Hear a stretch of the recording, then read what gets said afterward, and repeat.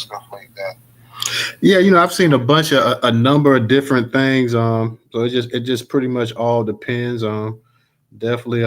We're gonna touch up on some of this stuff, and I want to hear what you guys got to say tonight as well too. We just went live on YouTube. Shout out! This is gonna be the last space broadcast for the year, so I wanted to go ahead and get this on. Didn't do anything the previous week, so I wanted to come in here and try to get this thing rolling tonight. Shout out to Tupac that was just speaking. Shout out to Professor. I see Professor's up in the spot as well too. And I know y'all been seeing all this crazy stuff going on with Elon and Donald Trump and what's his name, Vivek Ramaswamy, and the whole visa program and everything else like that. People have been a lot of MAGA people. The same thing that black people have been complaining about for the past well over 100 some odd years about the treatment and everything else, and about how immigration impacts them. Now we have a lot of MAGA people sitting up here, and they're saying this and they're saying that or whatever, and they're talking about how they're being discriminated against. But when it was black people sitting up here talking about we were being discriminated against, that we weren't getting fair treatment, that we were pretty much being forgotten about in favor of other people said we were complaining, we were lazy. We didn't have the skill level. We were uneducated. We were crybabies and this and that or whatever. And all of a sudden, now MAGA is sitting up here, and MAGA's saying the exact same thing that Black Americans have said. And let's be honest, and I said this before, illegal. And now the visa programs aren't illegal, but illegal immigration impacts black males more than any other group in this country. So the same thing that we had been talking about for years, the same thing in these spaces we had been talking about also about everybody said that when Trump got in here, how Trump was going to do the mass deportation and this and that or whatever. We talked about it, and I said, let's not forget this one important thing, y'all, that in order for Trump to go ahead and do mass deportation, you have to remember that a lot of these people that come in this country, a lot of Republicans themselves benefit off of immigration. That don't think that from day one that Trump's just going to pack up everybody and send them over and get everybody up out of there. No, it don't happen that way. So we've been talking about this stuff for years. Shout out, I see that Negro up here as well too. And I said in the spaces before, and I say, yeah, it's true that Democrats want the illegals in here for the voting block and to try to help them in terms of gaining control politically.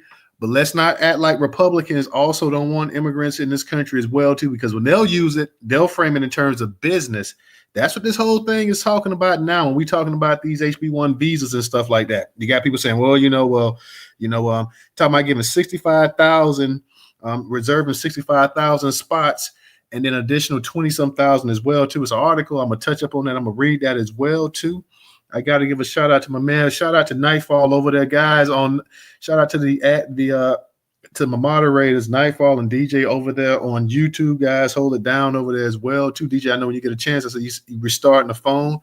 Make sure you guys like, share tonight's program. Subscribe if you haven't. Tonight we're gonna be touching up on a very important issue. The title says Elon Musk and Vivek Ramaswamy give MAGA bigots a taste of their own medicine.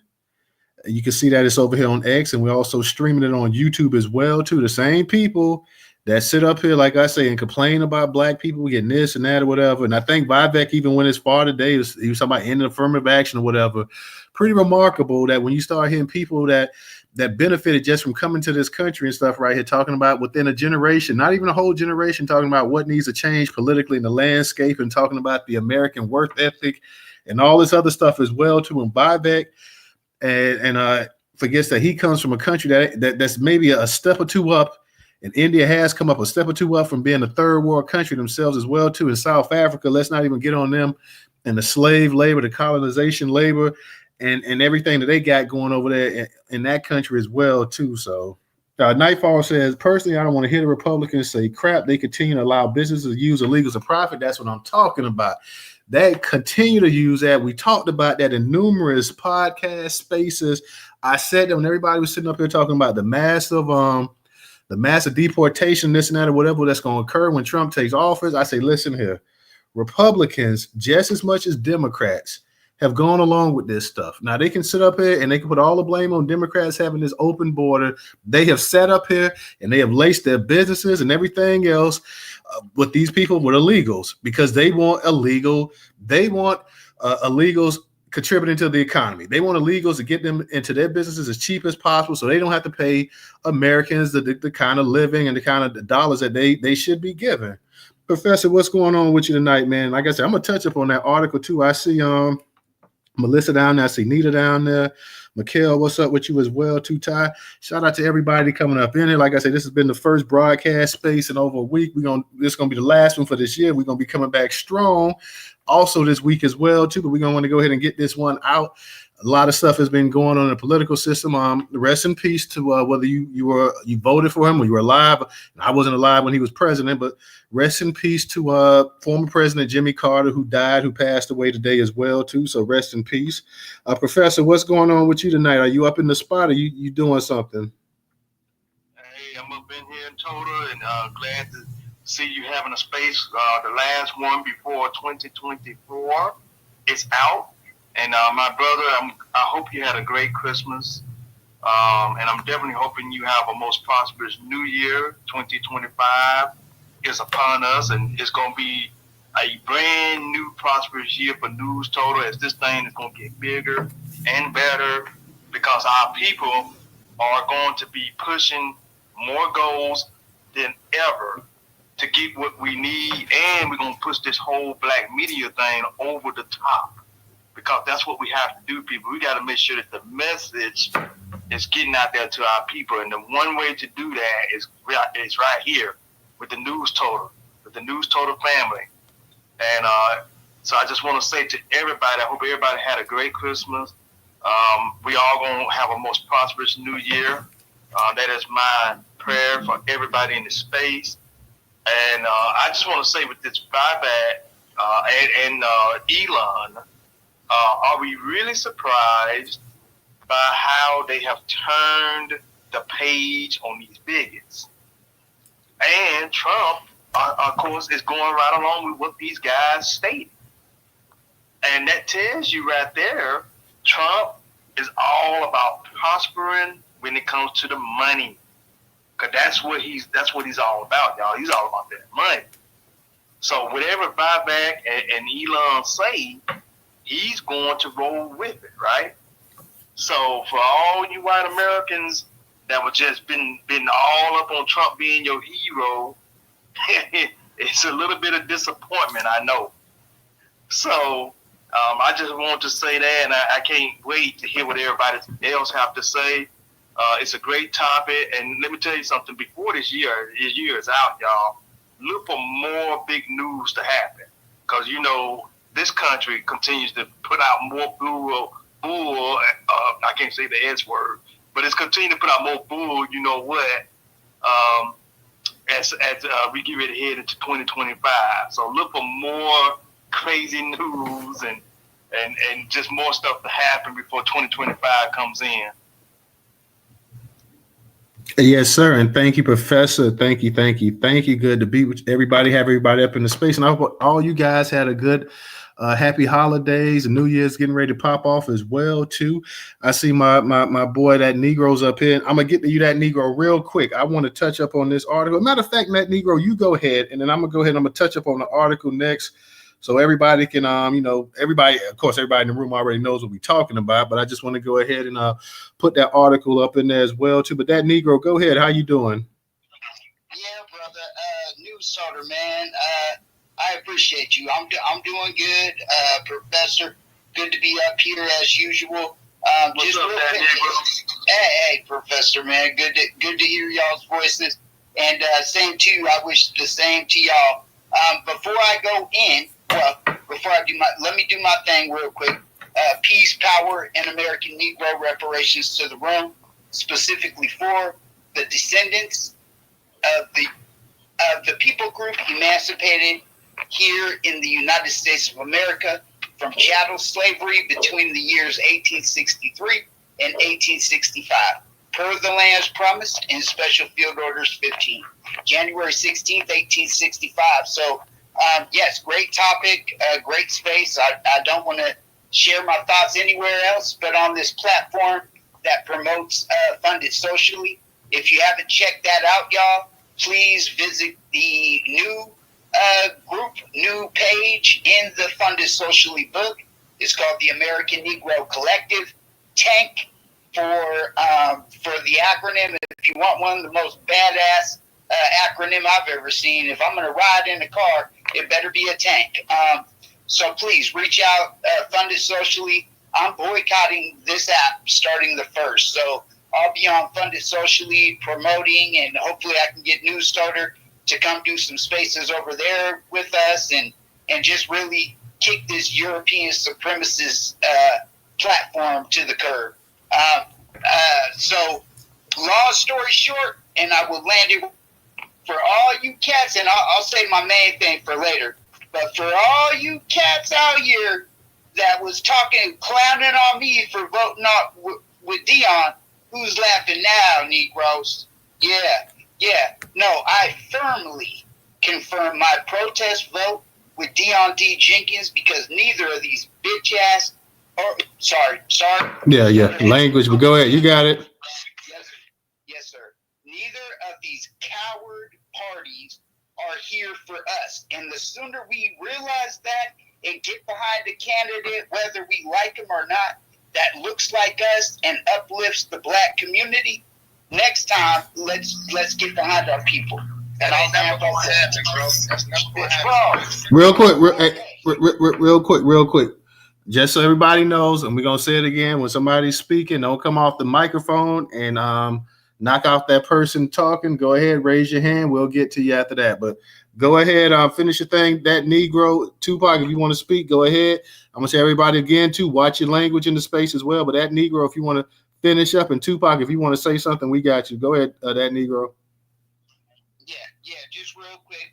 Opinions are like assholes, but. Okay, I'm going to say it again, guys. Language up in the Newstoter space. We streaming this language. Go ahead, that Negro. Okay, I am so dang sorry, Newstoter. Usually I can hold my cool, but like I said, opinions are like buttholes. Everybody has one. Let's use them collectively to uplift our people, no matter what your opinion looks like. Thanks, Newstoter. No problem. Tupac, did you something that you wanted to add? Yeah, I like Black America, right? It's crazy that we trying to get free, but we still celebrate the genocide Thanksgiving, genocide of indigenous people, wild people. We celebrate that shit. We still celebrate language, but go ahead. We celebrate Christmas, which is a pagan holiday. And it's 2024. We should know that all black politicians are Freemason Boule. They all take an oath. Like I'm in my 40s, bro. Like, no Democratic elect mayor, governor helped the cities out that they was in, bro. They not going to do it. It's never going to happen. I'm just trying to figure out why is Black America so gullible like this, bro? You know what I'm saying? Like, bro, we got technology. We can power our homes forever. No more paying gas and electric bills to these devils. But Black America not thinking self-reliance. They still want to vote and can participate in the system. You still got black people. My aunts and them still mad about Kamala Harris. And I'm like, yo, Kamala Harris is not of the bloodline. Like, why are y'all so in depth with this stuff? Like, you know, I'm talking to my aunts and stuff. Like, y'all say y'all smart and educated though. How? How is you smart and educated? I'm just trying to figure this out, bro. It's America, yo. And Elon said, F white America. And Trump is right along with it, like he said. Trump is going to sell out white America, bro. And I cannot wait till he sign that anti-Semitism bill. I want to see, that's going to be a slap in the face to all white Americans, bro. I'm going to see how much. But this is the thing, News.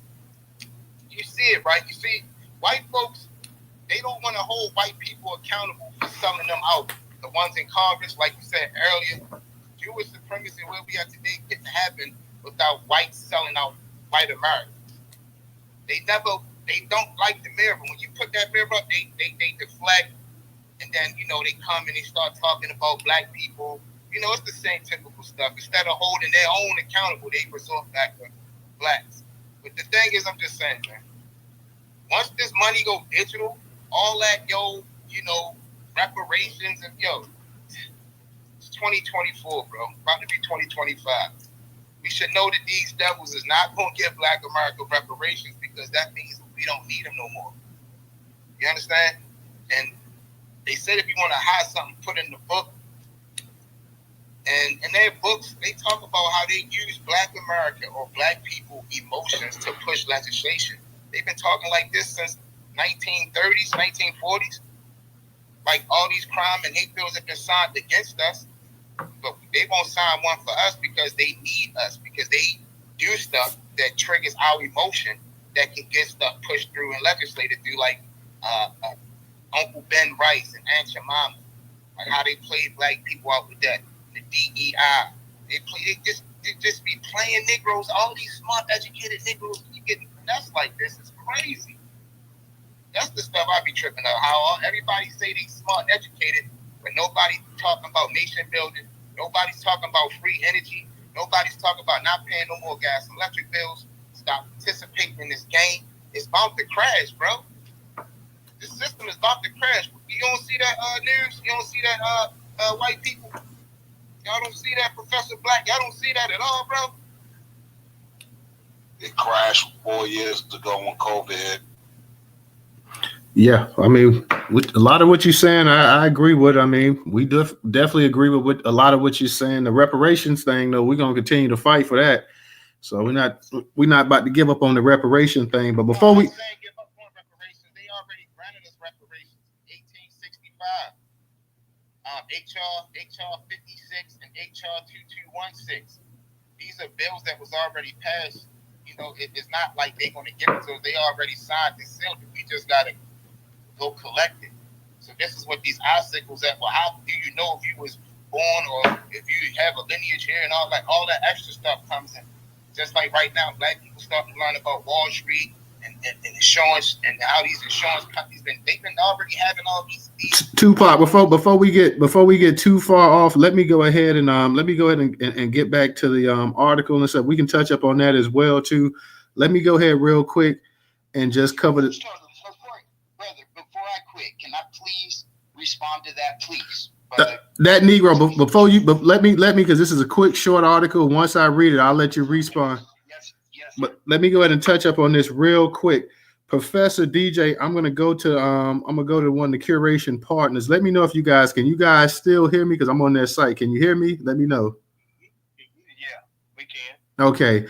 This is from the Atlanta Voice. It says Trump defends foreign workers' visas, siding with Musk amid MAGA backlash. CNN, they curated from CNN. Shout out to Avenge the Ancestors as well too, and thank you for the super sticker. President-elect Donald Trump on Saturday defended the visa program that allows highly skilled foreign workers to immigrate to the U.S., marking his first comments on the issue that has divided his supporters this week. Trump said in an interview with the New York Post that he's a believer in H-1B, referring to the visas granted to thousands of foreign workers who immigrate to the U.S. to fulfill specialized jobs.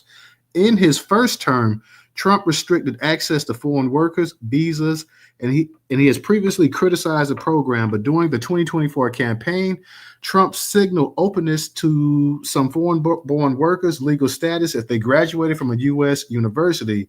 I have always liked visas.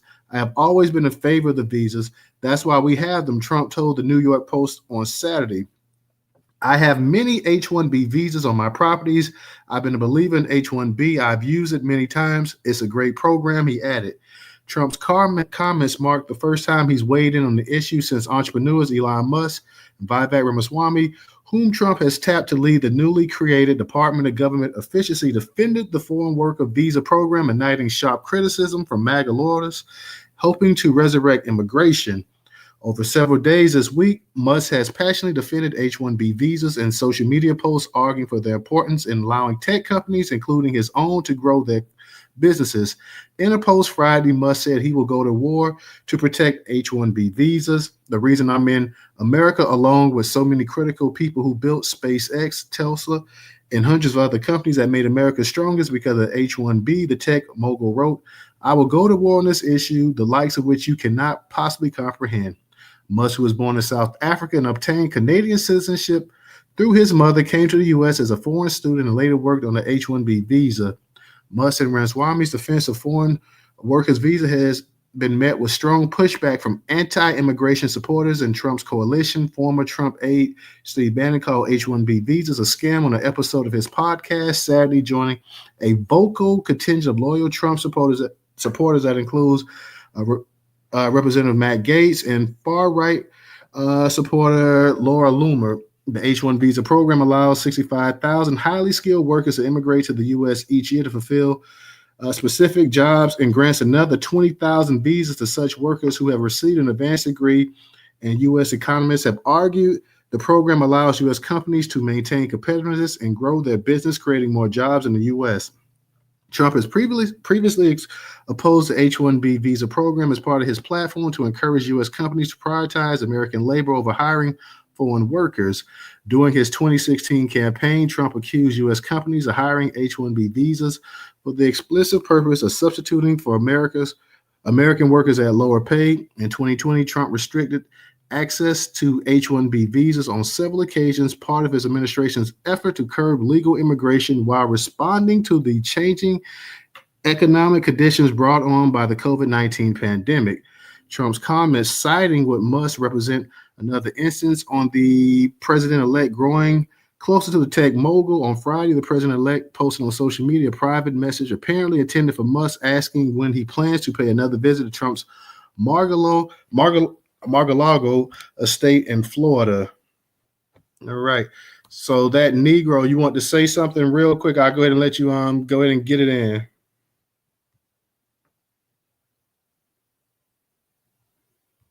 That Negro, you there? I was talking. Yeah. Can you hear me? Yeah, I can hear you. Okay. Sorry, my butt was talking on mute. Okay. So, and this is said out of love. So please don't come off the mic. Don't look. It's 2024 on the Newstoter space, which I messed up today and cussed on this stage. But things like cussing on the brother's stage, this, he does it on YouTube, and this is pretty much repeating what he just said. But let's do better. Tupac, I respect the hell out of you, bro. For real. I get it. And I don't think you really hear me because I'm literally about to pay to move to Delaware, give up everything I've ever known at 45 years old to build collectively, run for state office as a reparations candidate, which when they give us reparations, brother, that's going to break the system. That's the point. So what I'm saying is, yes, I get it. You're militant minded. I am too. I'm just choosing a different way that will uplift our people. But the bigger picture here is, brother, if I'm speaking, let me get it out. Bro, you seen it. I waited till the end. I kind of interrupted Brother Newstoter just to I wanted to say this to you out of love and just say, hey, bro, listen, let me say what I'm going to say. And after that, I don't even think you're really hearing me because I'm about to move across the country to boost our people. So please don't or I would say, please listen to my words better and understand that we're doing the same thing. You're just doing it rah-rah. I'm doing it, okay, yeah, we being cool. Bam, you're done. You know what I'm saying? Hey, we just had lunch. Bam, to the neck, you're done. Okay? Hey, it's just a difference in opinion, brother. But please, let's do better in 2025. It's literally right here, at least on this big, see, I saved it right there, on this huge platform with the most probability to get the most of our people's attention. So, again, let's do better, y'all. And I'll land right there. Thanks, Newstoter. Real quick, that Negro, I want to ask you something real quick. That article I just read talking about the visas and the amount that they're setting aside for these foreign students and everything else, and people to come over here and this and that or whatever. What's your opinion about that? Because we know Trump in the first term, he had, he kind of restricted it somewhat. Now, he ran on a platform that put him back into the White House, basically on how he's going to reform immigration. But at the same token, he's sitting up and he's saying that, hey, you know what? I do support the H-1B visas. I have a bunch of them on my properties, this and that, or whatever. And basically people say, we're taking some of the brightest and smartest people from all over the world. We're bringing them here so we can go ahead and get that knowledge from them and better the United States economy and government and everything else like that. If you have an opinion, now if you have an opinion on it, I like to hear it. If you don't, I can respect that as well too. No, I definitely do. I was gonna wait. That was kind of like my, hey, if you were laughing at me for voting for Dion, now I'm glad. That was kind of my under the channel suggestion to what I was gonna say. But yeah, it's un-American. That's what it is. It's treasonous from the president that everybody just boosted up and said, oh yeah, he's gonna do it for us. He said some things that even made me second guess, be like, damn, is this motherfucker gonna give us reparations? That commercial language, but go ahead. Damn, man. Yes, sir. So what I'm saying is, no, he blew smoke up America's behind again to get where he's at again, and he is going to. But like a brother said earlier, I truly do believe that his base that got him in there, and both times that were there for them, they are going to flash on this dude for saying he was going to do this, and then immediately slapping all Americans in the mouth. And lastly, I hope that, did I answer your question, brother? Yeah. I just wanted to get just your thoughts and your opinions on it. That's all. That was pretty much it. Yeah. Okay. Like the brother I read again, the brilliance he comes with is crazy. Like he said in the little campfire space we had last night. Today, in 2025, after January 20th, it's either you are an American or an Americant. Okay? Listen to that closely. And I really think those two, I really think we are at the prefaces of where we were in 1863 or 1865. I think it's like that, and I think him turning on his own base is going to throw gasoline on the fire, and I laugh. All right, appreciate that. Thank you, that Negro. I'm gonna read a couple quick comments. Nightfall says, "Wow, here comes a new boss, same as an old boss," referring to Donald Trump and comparing him basically to Joe Biden. Abdul says, "Black American freemen must stay out of the way and let these ice beasts fight amongst themselves. I have my popcorn." Nightfall says, "I get where you're coming from, Abdul. However, it seems as if Republicans are pulling the same craps as the Dems with unrestricted immigration. They just have degrees." Nightfall also says, "The Republicans are looking to replace folks just like the Dems," which is true. Jimstar says, "Reasons why they want these Indians to come over: they work longer hours for less pay." That's number one. Number two, he says they can't join unions. Number three, he says if it doesn't work out, they can deport them, no questions asked. So shout out to my people over there on YouTube as well too. Plain, go ahead and unmute your mic.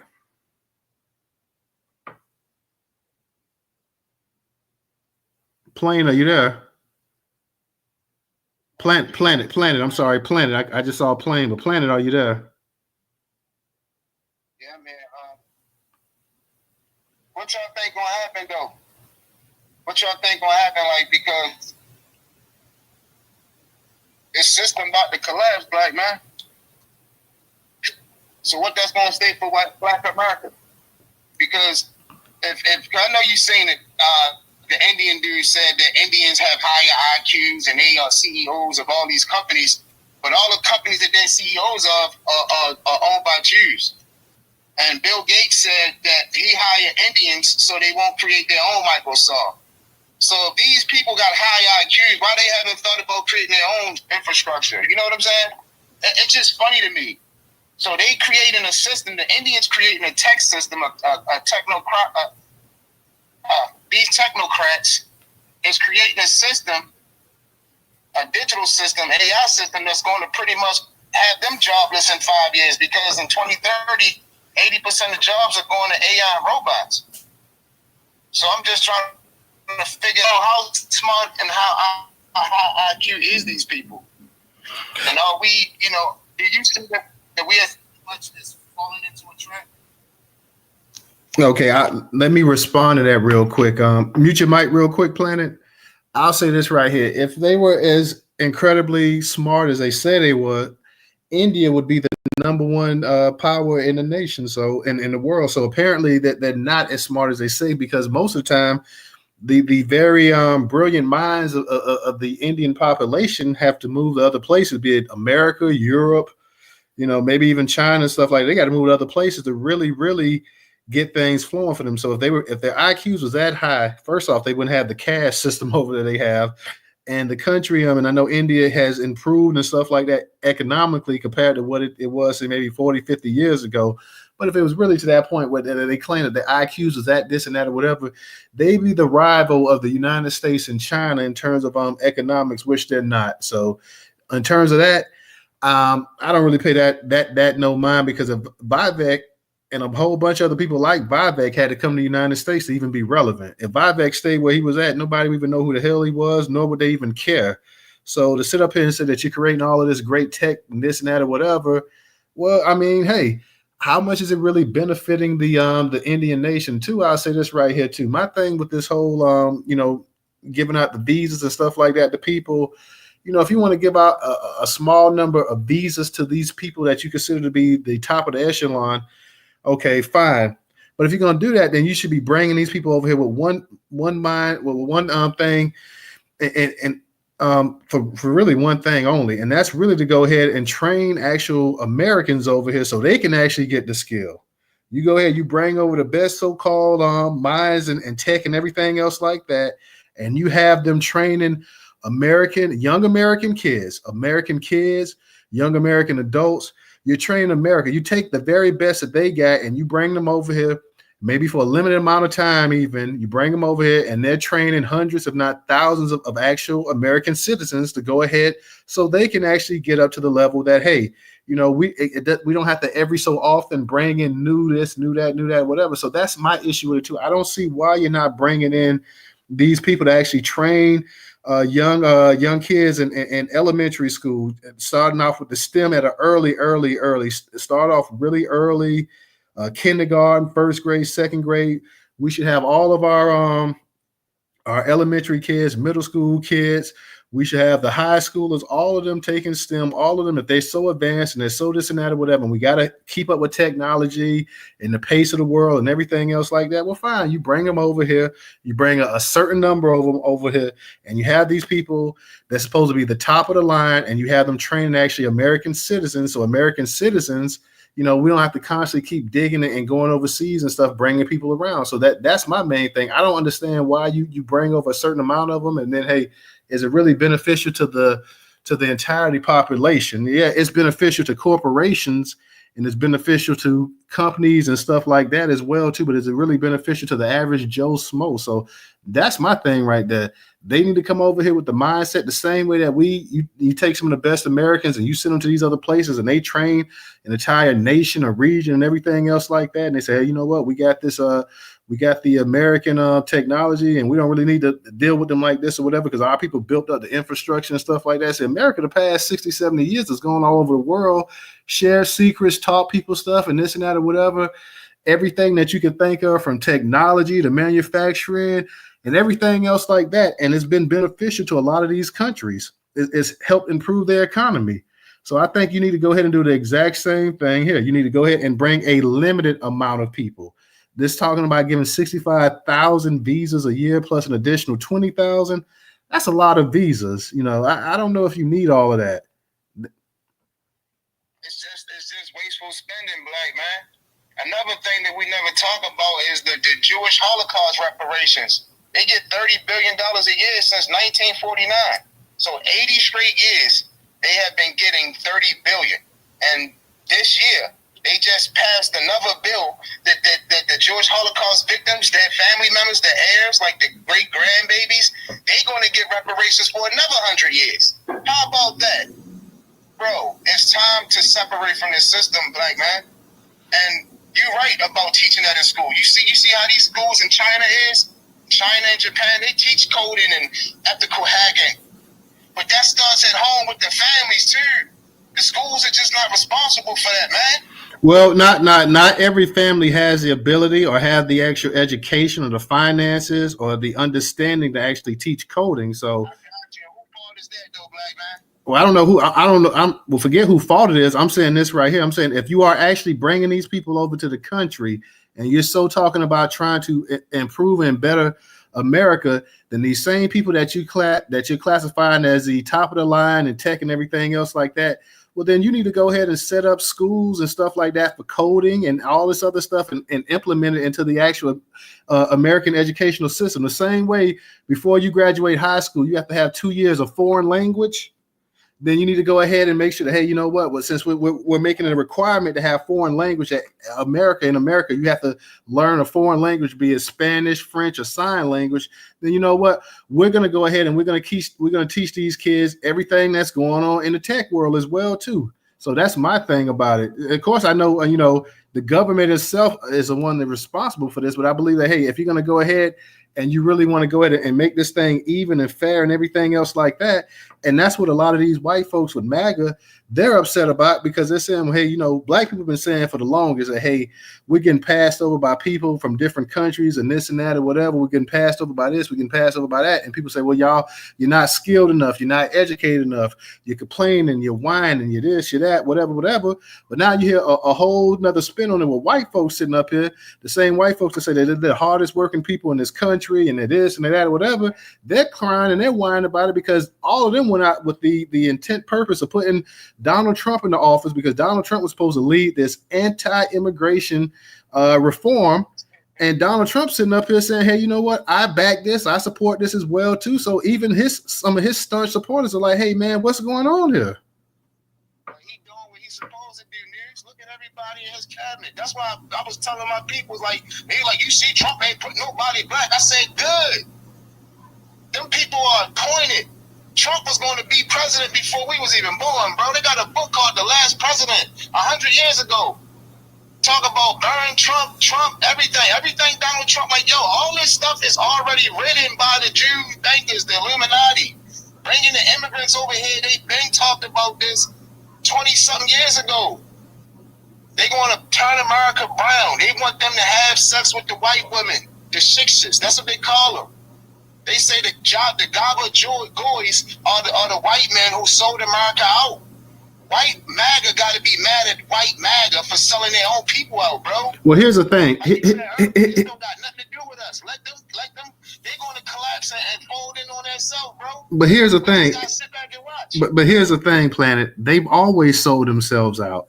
From the time this country was founded, it was always a certain demographic of white people that say, hey, we can make even more money if we go ahead and since we can't use slave labor, we can get the cheapest labor that we can get, and we can go ahead and, instead of paying the American people over here a fair wage, well, we can get by just paying peanuts to somebody that's just happy to be over here. In a lot of cases, a lot of these people are just happy to be over here in America as well too. But shout out to you, Planet. Let me go ahead and get to some of the other speakers. Let me go ahead and get to Professor and DJ as well. To anybody else that's in the listener section, you guys want to come on up here, definitely come on up here and we will get to you. Shout out to some of our people. I see Black, I see Val, I see Ray down there as well too. Original, what's up with you guys?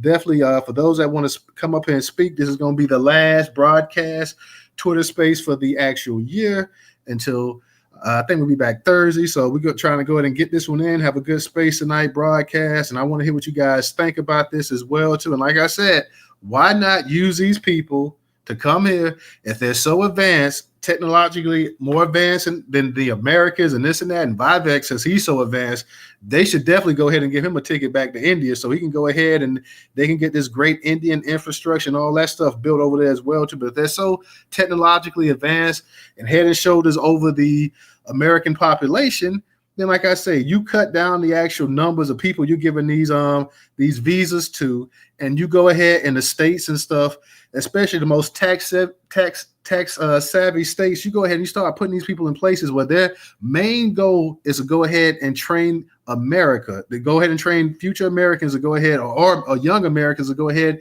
and take over this industry. Professor, go ahead, you got it. DJ might have had his hand up before you, Professor. I'm sorry, DJ, you got it. Go ahead. No, go But you got it, Professor. You go ahead. Yeah, thank you there, DJ. And shout out to the brothers that have come up in here. My boy Black Majority up in the house, original. Yeah, they up in here. My brother Ray up in here. Glad to see y'all. See Sister Melissa up in here. There's Sister Val there. So good to see y'all up in here. So a lot of the family is up in here right now. Looking for, Rilla and Trouble. My two of my faves right there. I'm looking for them. I'm sure they'll be up in here in a minute. And shout out to everybody. Yeah, let me say something. I kind of agree with Tupac right there that we kind of just need to sit back and just watch how everything gonna unfold as it pertains to these people. Because we see a lot of the argument going on some of these posts where they are pissed off because they felt like MAGA movement was straight about white America. See, that's what the MAGA movement is really supposed to be about. It's not really about so-called American patriotism. It's about white America. Making sure that we maintain the dominance, right? So these folks are spazzing out, man. You got this guy Vivek who come on, let's be honest, y'all. Vivek, he might act like he white, but he sure don't look white. He's one of us if you really want to know the truth, because that's how they look at you. No, he ain't one of us. He ain't one of us. You know what I'm saying? Not saying he's one of us. I'm saying as a Negro. Right. He looked upon as being a saying nigger to them folks, okay? That's how they look at him. And I'm just trying to tell y'all how white people look at that man. They don't look at him as being as one of them, okay? And y'all know what I'm talking about when I say that. He's not one of us now, but he ain't looked upon as being one of them neither. So for him to be calling out policy and changes to the H1B1 that's going to impact them, they feel betrayed. And of course, even with this guy Elon, he's not actually an American. He's from South Africa. So he's not really one of us neither. He's not American. That's how they feel about it. But he is white. So they wondering what is really going on here. Why is Trump allowing these guys to call out what the policy change is going to be for this H1B1? And why is Trump not pushing back on these guys? And Trump, of course, as you know, he came out, I think, yesterday and said that he agrees with these guys, what they said. So that goes to show you it's going to be some internal fighting going on, and it's going to implode. Now, y'all know I've been saying in some of the previous spaces over the period of time that this country is going to self-implode. I've been saying it in this space. I've been saying it in Black Majority space. I've been saying it in DJ's late night space. When Rilla hold her spaces, I have said it in there. Sister I know she have whole spaces sometimes. I see it in her spaces. We're gonna see the country self-implode because of all this internal anger and fighting that's going on amongst the MAGA people. It's about to get really interesting here, family. We don't have to sit here and fight with these people because it's not our fight. So Tupac is right. Let them duke it out. And we sit back and we still need to be planning what we need to be doing, right? We need to be doing our thing. Getting our stuff together while these folks are fighting and doing whatever about how they feel about what Elon and Vivek are saying. Okay? That's what I think Tupac is saying. Now, if Tupac was wrong, let me know. But I think that's what Tupac is going with, and I agree with Tupac on that. I'm going to land right there. All right. You on the money, black man. Appreciate that, Professor. DJ, go ahead, and I'm going to get to original and art.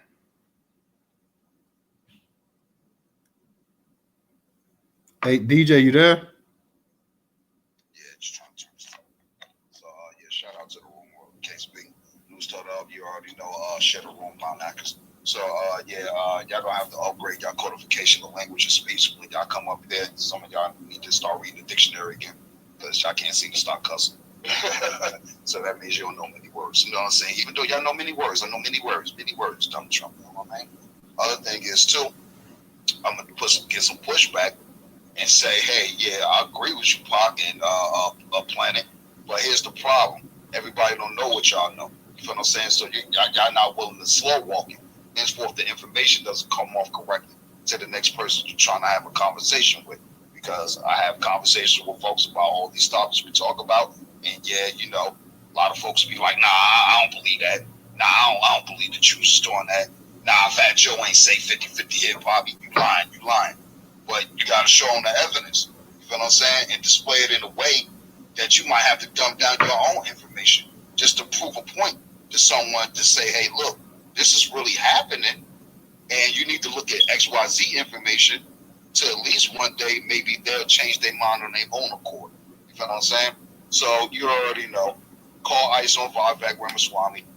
You're not American. You're tethered. We don't appreciate what you said on CNN when you was being interviewed by Don Lemonade. Shout out to Don Lemon, you know what I'm saying? Because he did stick up for us that day, and he held it down. And he told pretty much Vivek, shut your tether mouth. You know what I'm saying? Because you don't know what you're talking about, saying that the Civil War was pretty much created so black folks could have guns. Huh? Well, hold up a minute. After the Civil War, they buried our people in a landfill called the Devil's Punch Bowl, a.k.a. Lake Lanier. People go swimming in it to this day. And there's a whole town buried up under there. So it couldn't have been about no guns. You feel what I'm saying? So what the hell is Vivek talking about? Same thing with, what's the old girl name? His Indian cousin, a congresswoman down there, was in South Carolina? The fake Indian chick? Somebody remind me what's her name. Anyway, make a long story short, she didn't know what the Civil War was about when she was being questioned in the town hall meeting. She said it was about finances. You talk about Nikki Haley, right? There you go. What's her name? You mean the governor? She was Matadis, you know what I'm saying? AK Pocahontas, you know what I'm saying? Oh, these folks don't know anything about America. Why are we even looking to them to do anything? Now, Elon, okay, we sit up here talking about Elon. We on this platform, you know what I'm saying? So why we need to be over here another day? We can just go be on our own stuff. Real talk. So when we talk about, hey, building, doing all this other stuff, hey, guess what? You can talk about it until you produce that Noah's Ark. Ain't nobody listening. And even if when you do have the Ark, guess what? Ain't nobody listening. Just like they didn't listen to Noah. You know what I'm saying? So we all of us are like the drunk old person saying what it is we're saying, but ain't nobody listening. Because I go through this every day. You know what I'm saying? Whether it be with some old heads, young heads, white, black, yellow, blue, whatever. You know what I'm saying? J Knackers, you know what I'm saying? Asian Knackers, whatever. You know what I mean? We're going to have to start getting our debate skills up a little bit more. And we're going to have to start producing a little bit more. Because Trump is the president, regardless of a lot of y'all like it or not. I've been telling y'all, go get your tax ID. You see what they're trying to do with the jobs and all this other stuff. And as far as the technology goes, well, that's our stuff. Every last bit of it. Every modern day technology, for the most part, has either been stolen by a Negro, created by a Negro, or we gave it all away. The Detroit auto manufacturing went overseas. Pittsburgh Steel went overseas. Anything that got to do with refining oil down in Texas and any of these other states that produce their own oil, Alaska, whatever, went overseas. Or it's in some other country that we import stuff in. Same thing with the food. When y'all eat an apple, orange, banana, a pineapple, or a cucumber, or a tomato, is y'all checking the labels on there to see where this stuff is coming from? I don't think so. While we import food, we can grow that stuff right here. Now, Pop, when you be talking about, hey, all the technologies that's available, yeah, we ain't even got to put no food in the dirt to grow. We could be doing a hydroponic way, growing straight up in water. They don't even require much. Yeah, they don't require much. So it's like, at the end of the day, I don't even know why we even should look at this as a problem. We should just, I agree, should sit back, laughing, and enjoy the show. But guess what, Professor? We ain't got time to chill. You know what I'm saying? A lot of us haven't done the type of work that we need to do. So when I be saying that I have to go get your tax out there, hey, you can't roll this. I'm talking about we need to be doing if you don't got that piece of paper. So I'm going to have to be a bigoted to my man and jump, to my homie, to my friend, to my homegirl, my sister, because you didn't do what you were supposed to have done. You didn't do your homework. Now you got to stay back. No, say that. Now you got to repeat 5th grade again. You know what I mean? But go ahead. I ain't gonna talk too much. Go ahead, fam. All right. Let me go ahead and get to original, and then I'm gonna get to art. You there, original? Yeah, I'm here. How's everybody doing this evening? Hey, what's going on? You know, I put those 9 perception management strategies. That's why I keep telling people, go into the purple pill and save that post with these 9 perception management strategies. And see, like I said, number 1, reparations, having clear goals and knowing the ideal position you want people to hold. See, the MAGA crowd, they had them believing they was going to deport all these people, and not allow these people to come over here, and they fell for it. You can read. I'm not going to read all 9 because of time, but you can go through all 9 of these strategies, and you can see how these people were played. And like I told someone, I said, listen, this friend of mine was saying something about Donald Trump and whatever. I said, look, I blame this on the Democrats. The Democrats, they dumped their most loyal constituents, Black Americans, and they decided they were going to take the black vote and use it to bring illegal aliens over here and provide them with financial and other resources at our expense. But see, like I told them, enough of us, whatever that number was, either didn't vote, I did a write-in, basically I didn't vote, and some voted for Donald Trump. And so this is all the Democrats' fault, nobody else, because if they had done right by Black Americans, this wouldn't be happening right now. And so, and I've been reminding them of this too, sending them articles, the first page of articles showing them how they dumped us, and then we returned the favor to them. But I just want people to go and look in the purple pill, if you don't have it already, those 9 perception management strategies, and you can see out of each one of them how they played these different folks, and now they're upset. See, like I've been telling people here in Atlanta, I can live with how I voted because I didn't vote for anyone. I already knew. There were some people telling me that I should vote for Donald Trump. I said, I said, what is he going to do for us specifically? Nobody had a response for me. And so I'm like, okay, it is what it is. But this right here could be a, what's the word? I can't think of the word I want to use. This could be somewhat of a win for us because, see, now the Democrats are worried. See, what we cannot do is allow them to think that we're coming back to them and vote for nothing. They're going to have to understand you're going to have to deliver for us, or we're just going to leave you on the side of the road again. But I'm going to land with this. But I just want, if you don't have these 9 strategies, I want you to get them and read these 9 strategies and think about what just happened, and you'll see this is possibly the playbook that they use. And I'll land. All right. Thank you, Original. Appreciate that. For those that can support us on Cash App, $Newstoter, $Newstoter. Newstoter is the largest Black-owned Black American news media curation platform today in America. Once again, $Newstoter, $Newstoter. Also, if you do not have Cash App, we have the Venmo and PayPal up in the Jumbotron as well, too. Let me go ahead and get to Art. Art, go ahead and unmute your mic. I don't think it's just MAGA that's going to get a taste of their medicine in the long run. Although I think they have to. Hey, Art, you pretty low. You got a headset on or something? No, you can hear me? Yeah, but you low. You got your phone up all the way, a speaker on? Yeah, I think so. Yeah, you low, but go ahead. Okay.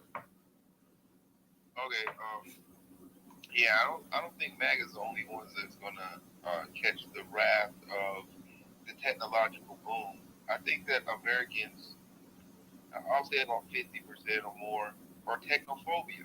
They have technophobia. They're anti-tech in a world that is becoming ever so more tech. And so it's going to be clash of the tech versus non-tech, and that looks like, if you want to know what that looks like, just look at the horse in the car. There was a lot of people that did not want to drive cars. They would rather have their horses, mainly because they were already invested in their horses. And so I posted a 2019 report where it said, where the Senate had already started like advising people that we were having a brain drain compared to the rest of the world. I also have been on open education and how India did open education in 2012. That had yielded 40 million more graduates than they normally had. That's almost the entire population of Black Americans that they got extra in just college graduates. And so, and I also posted under that over about roughly 1,000 now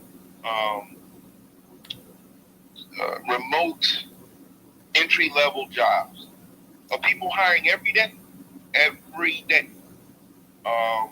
And I don't think Americans are going to take jobs. And to sort of push that on, that's why I posted them. To see how many people actually go for it. Because I just don't think they're going to take those jobs. And Congressional Budget Office already has said that immigration stands to make $7 trillion.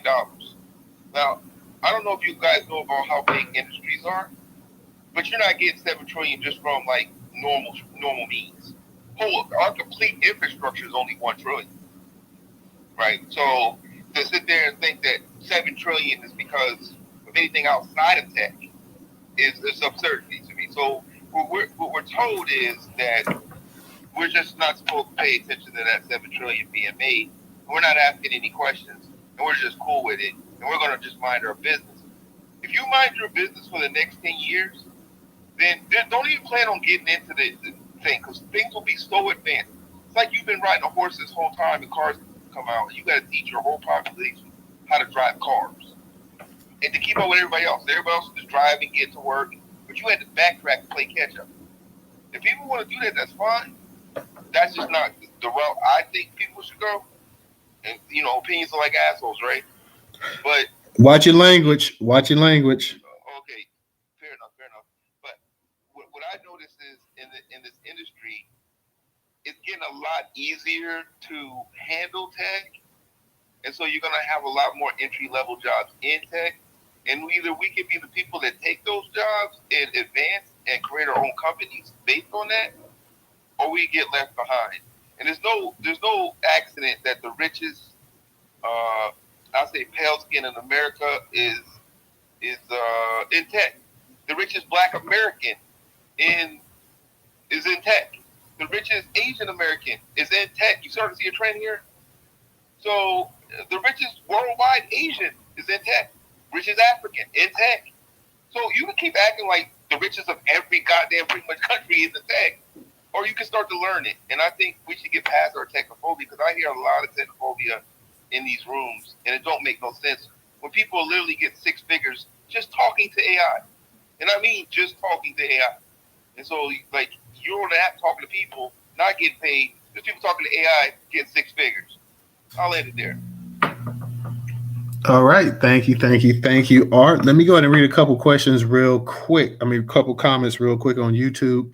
Nightfall says, on that note, talk to a lot of these Republicans who are subsidized white farmers who not grow anything while keeping government funds from Black farmers. Just saying. He also says, my thing is at Newstoter, when it comes to the government, you follow the money. So where did the money come from to get this little scam started and change Trump's mind? Abdul says, salute to you, Professor. You're absolutely correct. Now, Art, let me ask you a question, because we're talking about these visas and everything going to the Indians and even some of the Asians.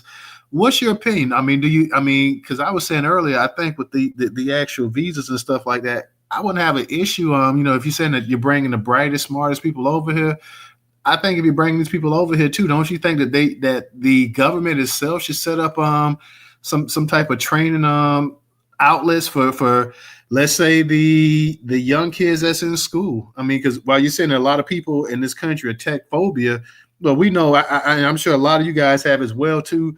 Nieces, nephews, little cousins that's 2, 3, 4 years old, walking around with an iPhone or Android, can get online and everything else and do all kind of tech related things at such a much younger age because they're exposed to it. Unlike the vast majority of us that's in this actual this space, because the internet really started to take off as I became an adult. So I mean, do you think that with all of these so-called these high-level tech-savvy people that the government would say, you know what, well, since we're subsidizing everything, we're giving you money, we're giving you education, resources, this and that or whatever, we want you to go ahead and start training the next generation of Americans so they too can be tech-savvy and compete with the entire world, because these other nations are investing the tech and everything else into their actual their demographics. So you think maybe America should borrow a page from that and do that as well too? Because like I say, I know a number of kids in my family that's already tech savvy. So I mean, if we go ahead and we start doing coding and everything else that goes along with this, and I mean putting that at the fingertips of people that, hey, it's in the schools, it's in community centers, it's wherever, easy and accessible to everybody. Do you think that'll make a difference? I don't think there's nothing that the government can do, because you look at all the tech companies. The CEO of Google is an Indian. The CEO of IBM is an Indian. Hell, the CEO of OnlyFans is an Indian. You know what I mean? So, like, at that point, it's just like. But I mean, the government could come up with it, and we can add into the curriculum. I mean, you could add into the curriculum the same way you have to take a foreign language to graduate high school. You could start putting this tech stuff in the curriculums and stuff like that as well too. Well, tech's not something that's hidden. Matter of fact, the only reason why open education is so big in India is because open education is highly prominent in tech. It's like, if I want to learn how to use Python, realistically, even if you don't know anything about it, you take like 30 days out and watch nothing but YouTube videos on it, and you're going to be well versed enough to get an entry-level job. But who's doing that? Who wants to do that? So it's a matter of more exposure than I think. Like, people need to be exposed to that, and then hopefully they levitate and do something they love to do, and I think that'll drive them where they need to go. But trying to force ourselves into the industry where we might not love to do it, because these Indians love what they do. And so you're competing with like a Michael Jordan on a basketball court, and since basketball happens to be hot, you're telling everybody to get in basketball, but they just can't be Michael Jordan, because at the end of the day, you have to love what you do. So I would just say we would be better off just trying to expose more people in the Black community to the options that they have at a lot of these jobs, just so you can put your foot in it and actually get paid to do whatever, even talking to AI, and then see how you like it, and then each one teach one from that point. You see what I'm saying? But I don't think there's anything that the government can do to make people like it. No. I think we're missing the point. I'm not saying make you like it. I mean, what I'm saying is that you have an infrastructure set up. You have a school system set up in America, and I'm not saying that it has to be a requirement, but you can offer after school courses and everything else like this as well too. You'll have a number of parents. You send out flyers and stuff to the parents. Hey, we're starting a tech program, an after school program, is free or whatever.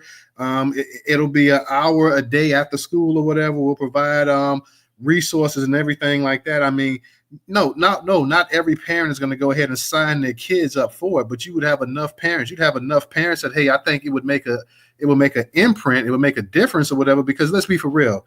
You said that the Indian kids, they grew up and they love it and this and that or whatever. It's because of exposure. Michael Jordan loved to play basketball because people in Michael Jordan's neighborhood was playing basketball, because Michael Jordan could see basketball on TV. Michael Jordan had siblings that was playing basketball and stuff like that.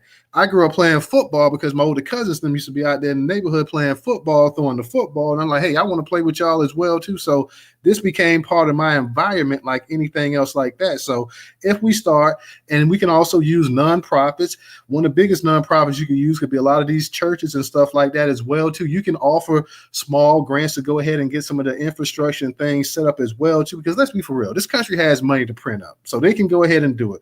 We have classroom settings, we have computers, we got everything else, especially with the school systems, that we can go ahead and we can instantly start getting some of these kids some training and stuff like that. The same way years ago, 40, 30, 40, 50 years ago in these schools, when somebody left, they had access to a lot of training and things like that as well, too, that you had wood shop and you had auto mechanics and you had a bunch of different things that when people left high school that, hey, they had training and they had skills that they could go out there and actually start and actually get them a job and actually have them a reliable way of contributing to society and taking care of themselves as well, too. So we're saying that the entire world is going tech. And for all of these, and for the Asians and the Indians and all the Africans and everybody else that owns tech companies, we also know that there are a lot of Americans that own tech companies as well, too. And for all these people that own these tech companies, a lot of them are right here in America as well, too. So to me, it would just make sense that, hey, we have the infrastructure set up. We can go ahead and start getting kids as little as in pre-K and kindergarten and first grade and second grade. We can start introducing them to these concepts and everything else as well, too. We can start getting our elementary school kids, our middle school kids, our high school kids. We can start getting people that's in the community that, hey, you know what? They may be in a dead-end job, and we can offer training and stuff like that as well, too. So there's a number of ways that we can do this thing. So I don't think that it's closed and that it's the only option we got is to go ahead and just, send visas all over the world, that we don't have the infrastructure, we don't have the money, and we don't have the technology, and we don't have the time. And, every kid in the school's not going to want to do it. You don't need every kid in the school to do it.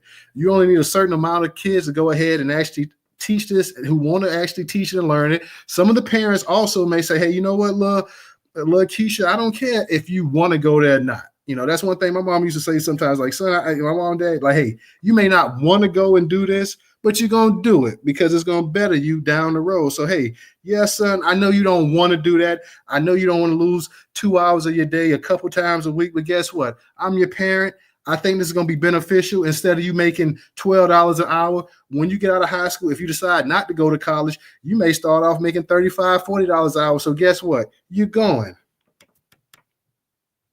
Right, man. You're right.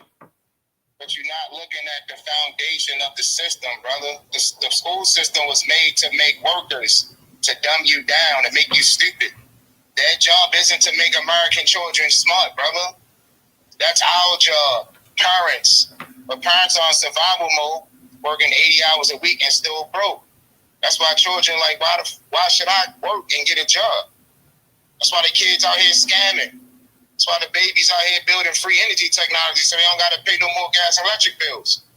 But the parents still trying to tell the kids to go to college and be in debt and then get a job and be working 40, 50, 60, 80 hours a week and be broke like their parents, bro.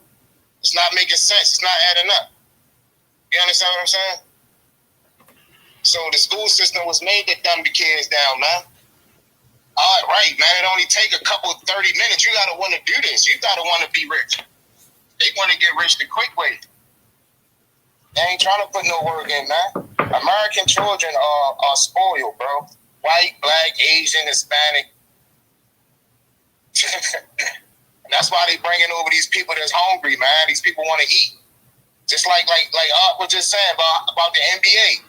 Now look at all the Africans that's coming over here and the Puerto Ricans and Dominicans going to the NBA. They playing hard. They playing like old school. Driving to the paint, dunking. They not shooting threes. They want it more. I don't know about all that, because let's be for real. Wait, hold on.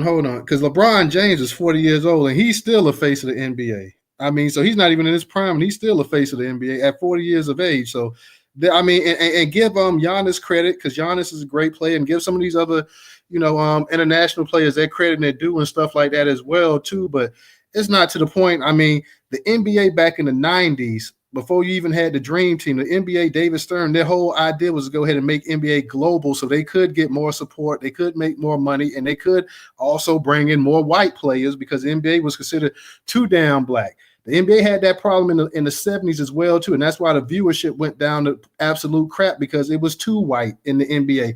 That's why the rivalry between Larry Bird and Magic Johnson helped to save the actual NBA as well, too, because you had this white hero and you had this hot shot black guy, and that was just perfect for ratings and everything else, on top of them being great players as well too, generational players as well too. But this thing that, you know, that they bring in African players over here and the American players are too lazy and this and that or whatever, my dude, we can look at the major sports in this country and it's still, your best players are still black Americans. And I'm talking about the NBA, the NFL, all of that. So all this thing that, hey, black people are too lazy and this and that, or even the kids don't want to compete or do this and that. Like I say, every child is not going to want to do it. You find that you're going to have the parents that's going to sit there and tell their child, hey, guess what? You are going to go to this program and you are going to put forth some effort. And then you're going to have some other kids that's going to be interested as well, too, and say, you know what? I would like to go ahead and learn. I would like to make video games. I would like to create apps. I would like to do this and do that. And even if we can't get it for the schools, then we can start creating nonprofits and get this funding and start teaching tech as well, too. Yeah, I'm definitely very experienced in that field. Wait, 1 second. Oh, hold on. I'm not sure who talking. Hold on. Stepper. Go ahead, Stepper. Raise your hand next time. Go ahead. So let me give you summarize what you set up. A lot of those are dead ends because we have to be able to control the capital. What happened was, I'm going to keep saying this in every space that I enter. Immigrants have infiltrated the government, created their own budgets, and allocated the money and resources to their initiatives, which include DEI programs, job programs, representative position and appointed positions, private sector and public sector, to assign to people who come from their culture, their background, and their lineage. That was step one.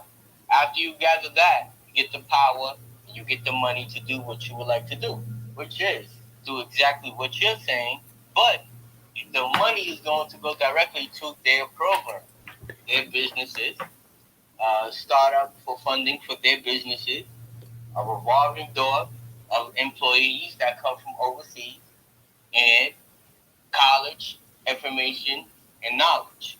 That's where that money starts from. Representation in the government will add on to the amount of money you can do for that.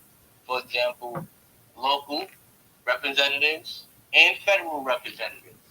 Expedite that process, change the laws, change the policies, change the red tape, and then you have a system that works for itself to promote, educate, and fund any initiative of foreign affairs, which is the country basically being taken over by their own foreign affairs, because they've given those opportunities. And not only did they use those opportunities, but they're taking advantage, they're going to abuse, and they're going to run with it as long as possible, because up in their homeland, everything's equal.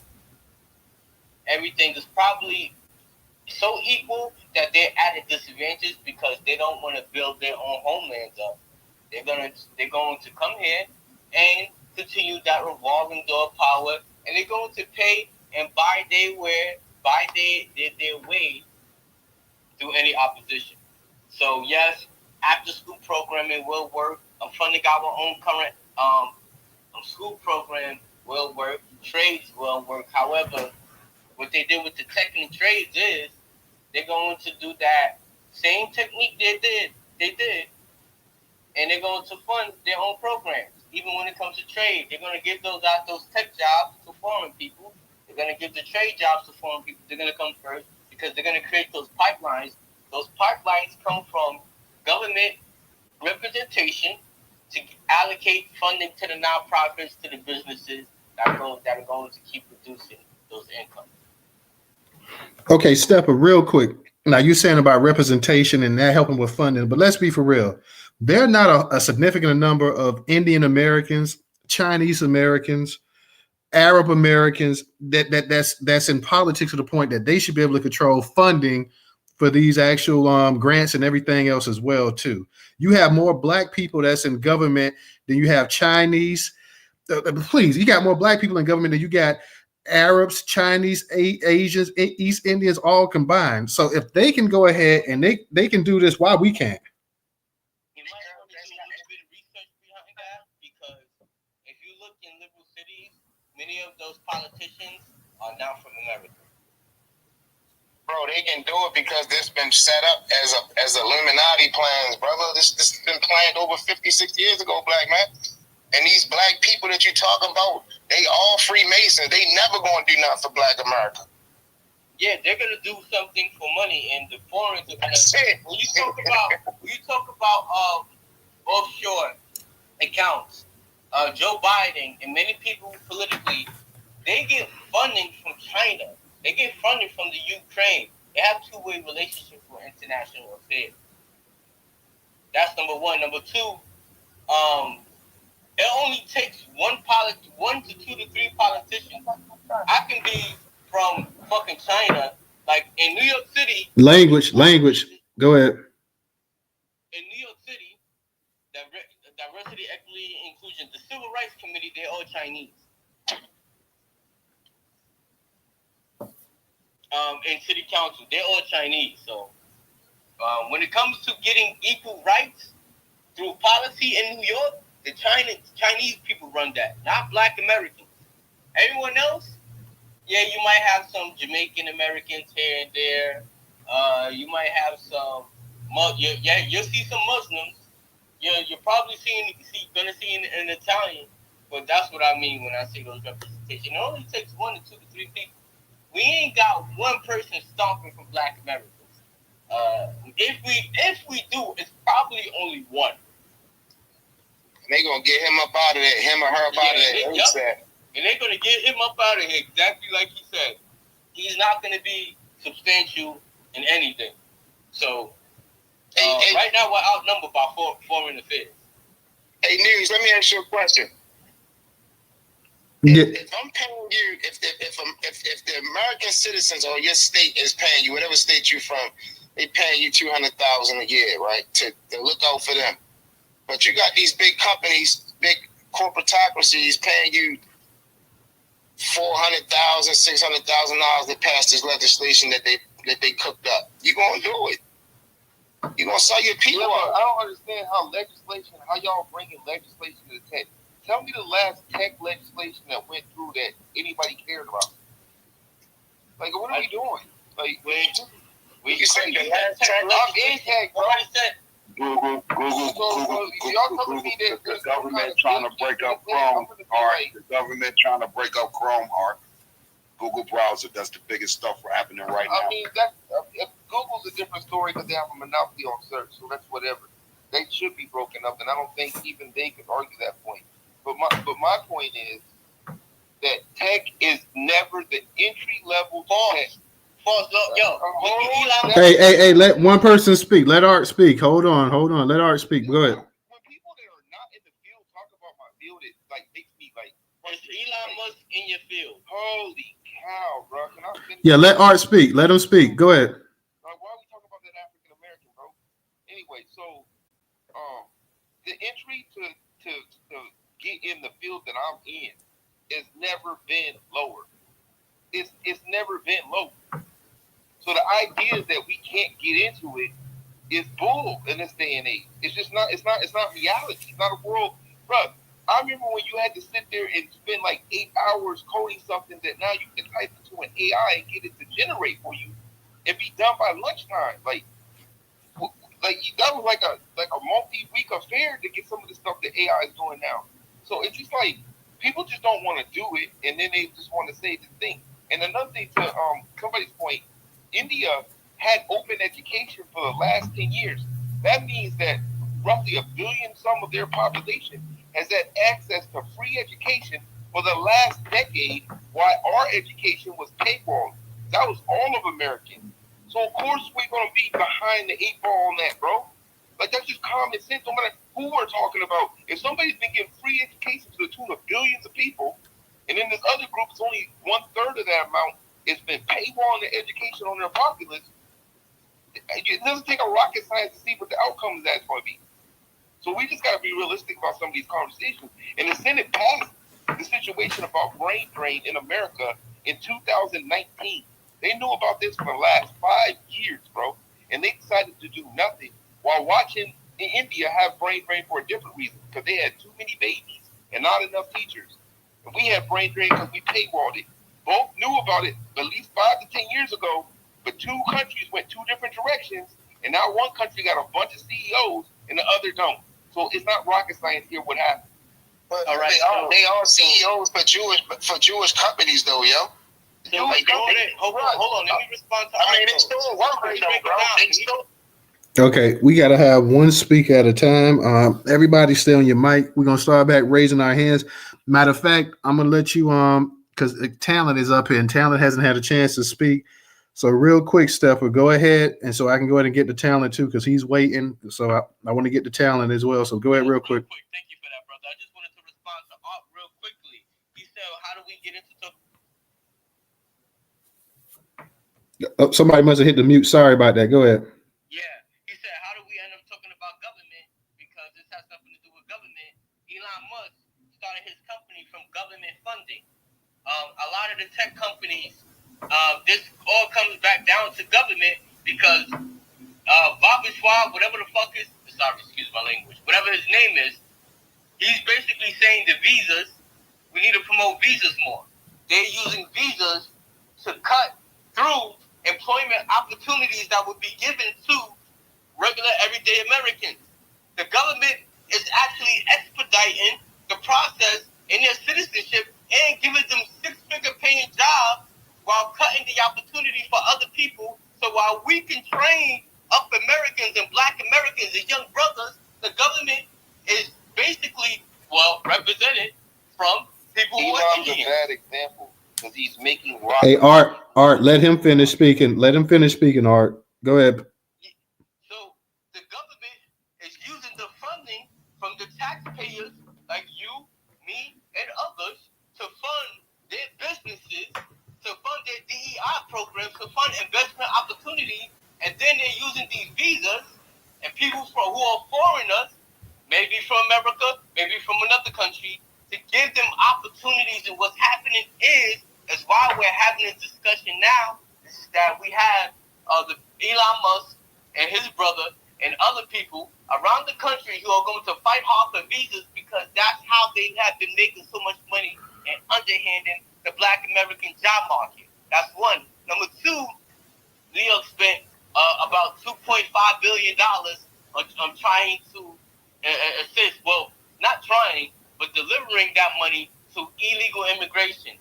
Many of these issues come behind government as well as foreigners who are literally deliberately trying to hire their own people and having them come first using our tax-paying dollars.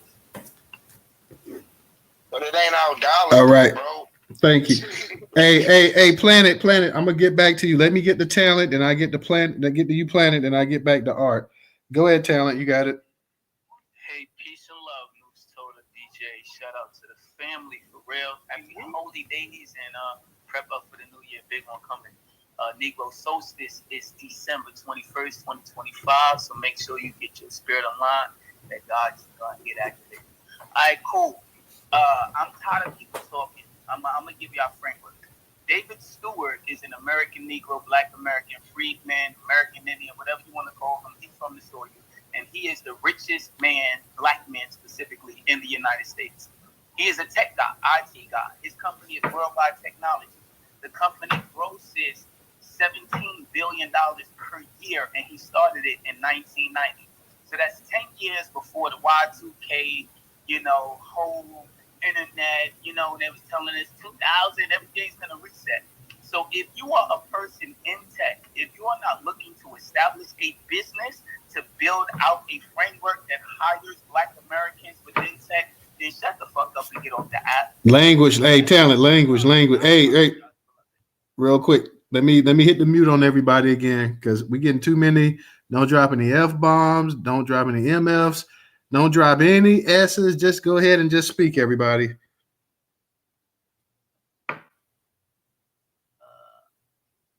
be messing up my flow, but I got it. You YouTubing it. YouTube got some crazy stuff. Sound like it. Okay, cool. So he has already a proven track record as a black person who can get into tech and become the richest black man in America. So you ain't got to be a rapper. You ain't got to be a basketball player. You ain't got to be a social activist. No, you could be a tech person, start with like he started a couple $1,000, get his LLC, and he started getting government contracts. So people like Art that understand tech, start a tech business, hire black people, expand it out. Expand it all the way out because you could be the next David Stewart. Why? Because he is there. It's these conversations have to become, are we the head or are we the tail? Are we going to be the ones to open up the businesses so we can hire our own, or are we going to be complaining that the HB1 visa people is going to Google? Right, and I say that because I do a couple of things in the jumbotron. Hispanics have 346,000 businesses in the United States. It's almost 400,000. Asians have 581,000. It's almost 600,000 businesses.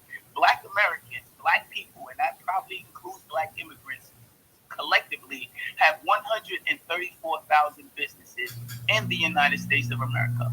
So from a business owner perspective, we are not even competing in the ownership aspect and being the business owners to even participate in a political system, because you already know that the private sector dictates the politics. That's where you get the PACs. That's where you get the APACs. That's where you get who's paying off these politicians. That's where you get these earmarked dollars. That's where you get I got these politicians in my pocket.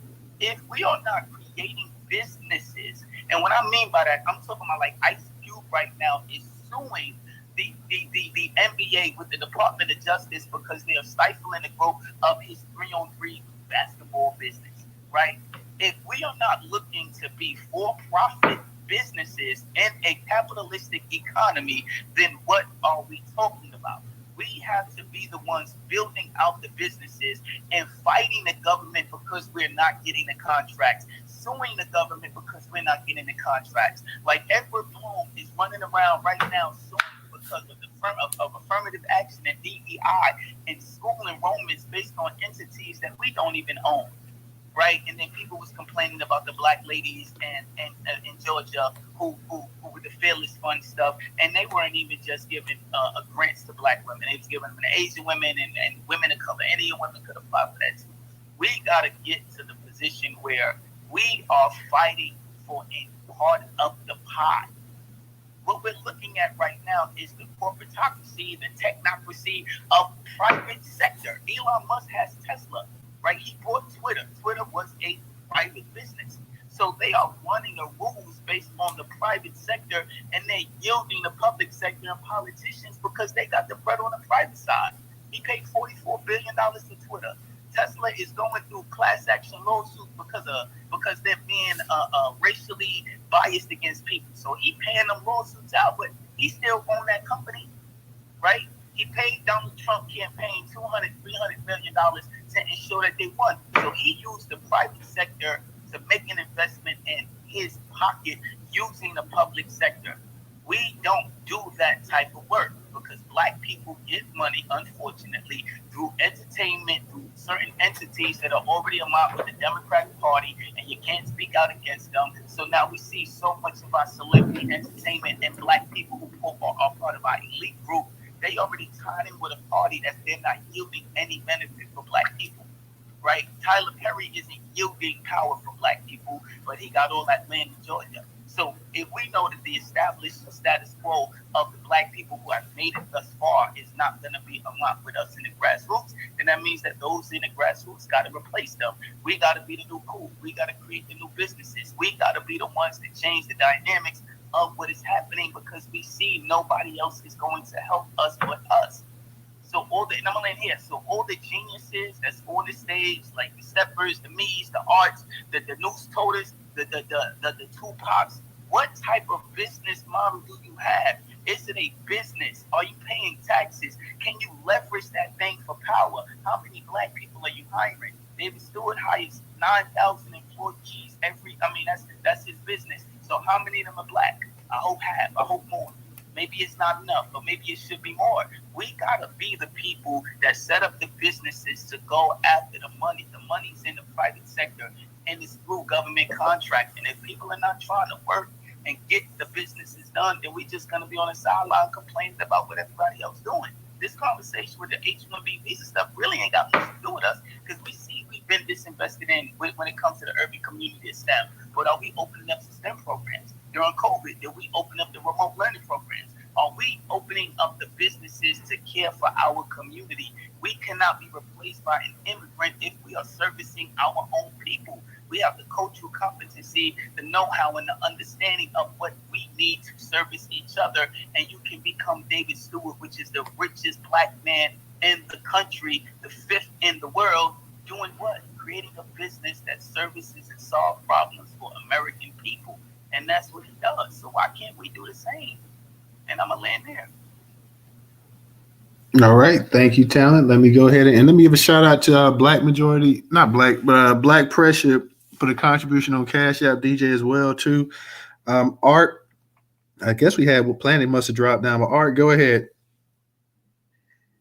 Yeah, I don't have a problem with starting businesses and stuff. What I do say is that I do somewhat agree with some of my constituents after H-1B1, 50 was like, I think it's like 40 or 50% of them are tech. So this is not, I want to be very clear, tech is not a black problem, it's an American problem. It's excuse my language, but it's an American problem. So if we don't address that it's an American problem, and that there's no way that 50% of the H-1B1 should be for tech. Like, there's no way that's disproportionate to any other industry.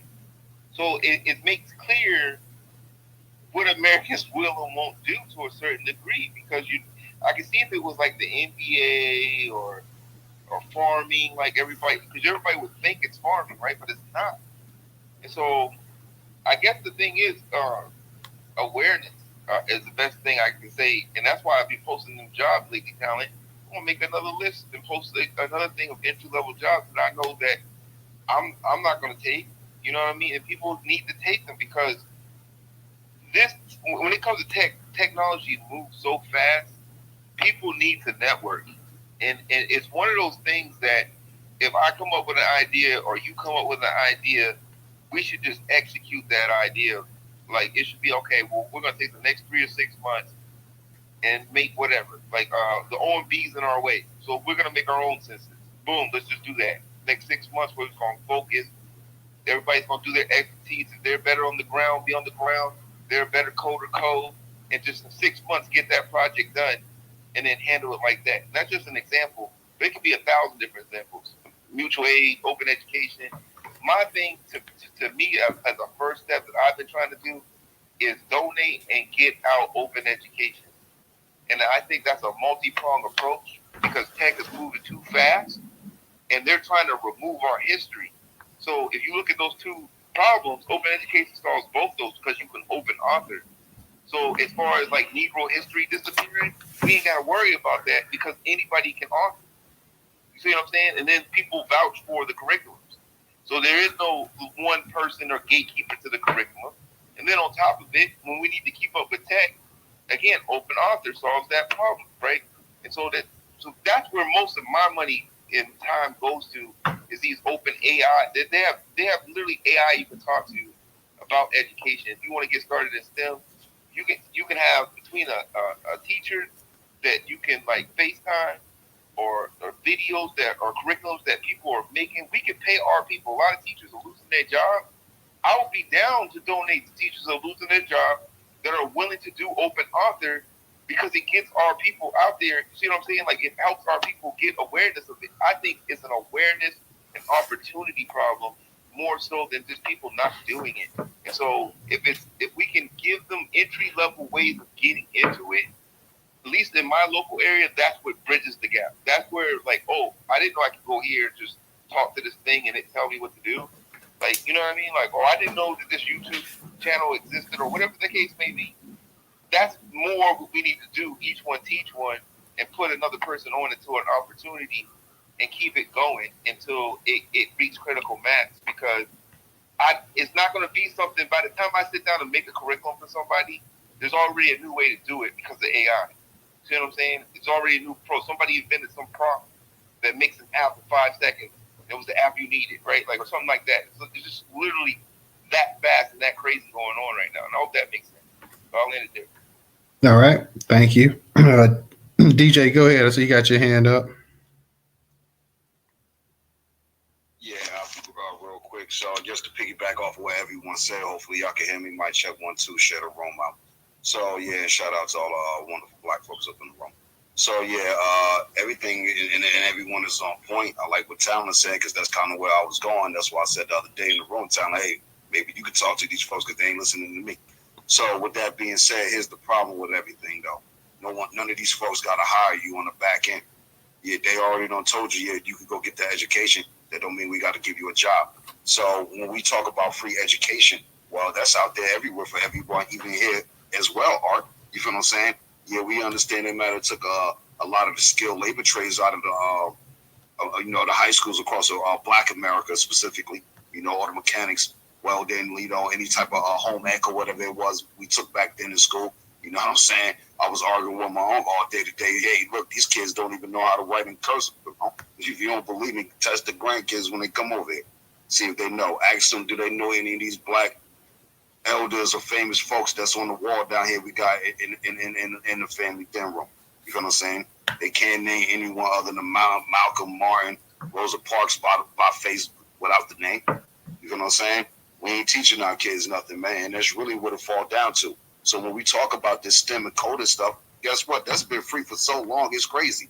You got more black women that teach coding and STEM for free. But here's the problem. These parents don't care to let the kids take advantage of it, because either they don't care what they're doing, you feel what I'm saying, first off, and they want their kids to be what they either want them to be, or you're going to do this. You feel what I'm saying? Like you said, hey, totally, you may not like it, but you're going to do it.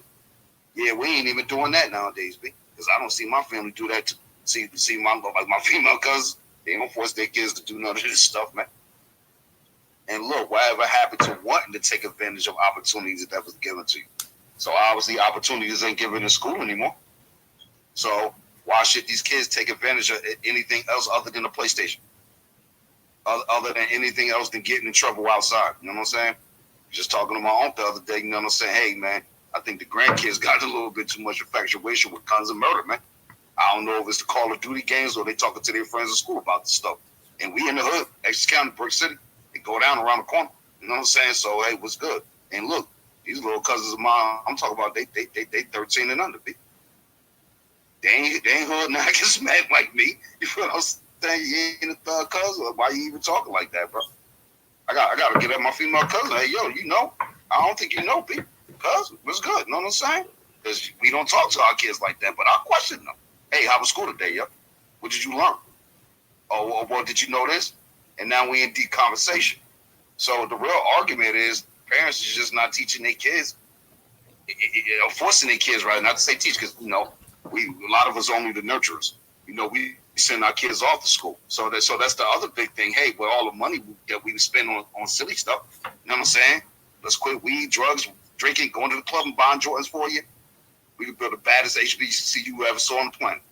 It's going to be Wakanda forever. You know what I'm saying? Keep it real. Put it wherever you want to put it at. Well, in the black state. Got to be in the black state. Can't be in on West Coast or anywhere in the Northeast. You know what I mean? We could probably have sub-chapters up in our own hoods, but that's about it. You know what I mean? Yeah, black state or bust. That's the other argument. So, hey, look, a lot of us just going to have to honestly move, because you already see they pushing you out. You're doing it here in Essex County. I'm reading the post right here by Don B. Look what he just wrote right here. LA's dead. Crenshaw and Sloss on the Sunday night toured to be active. Things ain't been the same since Nipsey died. Gentrification hit hard after that. The spirit and energy that used to be here is gone. Same thing here in North. I'm pretty sure it's the same thing where you at somewhere in the northern city. So let's get the heck up out of these northern cities and go do what we all talking about right here amongst each other into a black state. You feel what I'm saying? Because at the end of the day, no matter what it is we talk about here, it ain't gonna work unless we actually doing one thing, family, engage in the process, yo. And a lot of us just ain't doing that. You know what I mean? And what I'm gonna just say this last thing, because I don't want to be long with it. These folks don't have to hire us, and the reason why I say that is because the reason why I tell y'all to go get your tax ID and all this other stuff. So y'all can either do two things: either you can start a business for profit, or you can start a non-profit, whatever it is you want to do. You know what I'm saying? And get your money and pay yourself off of that and live for free forever. How do you think these white folks got all this money? Once you start looking at the money and you follow the money, you pat and pocket watch everything else. Why you not watching the government, son? That's crazy, big. You know what I'm saying? That's crazy to me. You watching how much money coming into that register at the thrift store you work at, retail shop you work at. You know what the checkbook look like at the office, working for the J-Knackers. You're not trying to do your own thing. You know, you the one that's running the company, fam. Not them. They just the boss and the owner. But guess what? Art, you got to go get with like-minded people. Everyone ain't in the code and tech. I got the same problems my whole life I feel like I'm an educated teacher. I don't got the accreditations to prove that. I just do what I do, bro. But when I say, hey, fam, I got the studio over here for free. Hey, yo, you don't need no money. I can teach you how to do audio engineering for free, music production. You could be getting paid. You know what I'm saying? Like doing what you do, selling your own body work. Everybody want to be a rapper, right? Well, hey, you got to be an owner first. Did you get your tax ID? You got your LLCs and all this other stuff? You got your trust fund set up and whoop-de-whoop? You know the business? Because when they question you and you go to the meeting, they give you the contract, they're going to slip you the 360 deal, son. You're going to sign it because all you saw was $1 million, yo. I yield, man. All right, appreciate that, DJ. Let me go ahead and get talent back up here. We ain't gonna keep it going too much longer, guys. So for those that want to speak, raise your hand because we ain't gonna keep the space going too much longer. Talent, go ahead, DJ, Professor, hold it down for 1 second. Yeah, I'm gonna stack a brick on top of what DJ just said.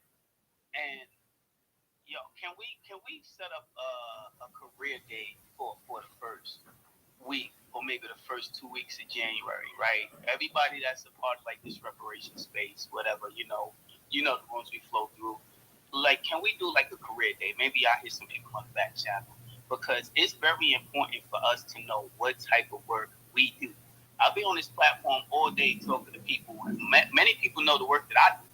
Right, I got a nonprofit. I work for at-risk youth. I got a building in my neighborhood. We secure and funded. And the work that I do every day, and I do walking tours of Black history. I'm downtown Manhattan. I'm in Brooklyn. I'm in my community doing the work for my people. That is how I get paid. I don't got to do it on the weekends. That's what I do every day. I don't know if people like work at retail. I don't know if people like folding clothes in the store. I don't know what people are doing. But the reason why I'm saying that is because we have to enterprise ourselves to solve the problems of our community. DJ referenced something quick. Yo, our kids don't even know inclusive anymore. That is a 2-hour program, Monday through Friday, in your old high school. It could be a for-profit or it could be a non-profit, and you show up between 4 and 6, and you teach kids penmanship. You teach kids etiquette, like however you want to do it. And there is money out there for that. It could be for-profit money, it could be non-profit money, but it is money there, right? One of the things that I did, a framework that I got from some elders, is they showed that the way in which they reach some of these young at-risk youth kids is they go to the local precinct and they ask them, they say they run an organization that is focusing on helping these kids stay out of trouble, and could they show them print out the most recent arrests of young kids, right? So they'll print out 3 or 4 pages of kids between, and it's kids that went to the precinct, not even went to Rikers Island, just went to the precinct, 15 to maybe 30. And it's a list. And this kid got caught with a gun. This kid hopped the turnstile. This kid was caught smoking weed. This kid got in a fight. And you see what they were both charged with. And You just have the phone numbers, mostly timed to the parents, and you see the ages of the kids. We call them. Hey, I'm Rashid Littlejohn. I run an organization. I see that your child has been recently arrested, and we want to make sure that they don't get in trouble again. This is the program that we offer. It's a 15-week, a 20-week, a 5-week, a 3-week. They meet two times a week. Would your participant like to be a part of it? Once we get an amount of yeses versus nos, then okay, we got 20 kids that want to be a part of this program.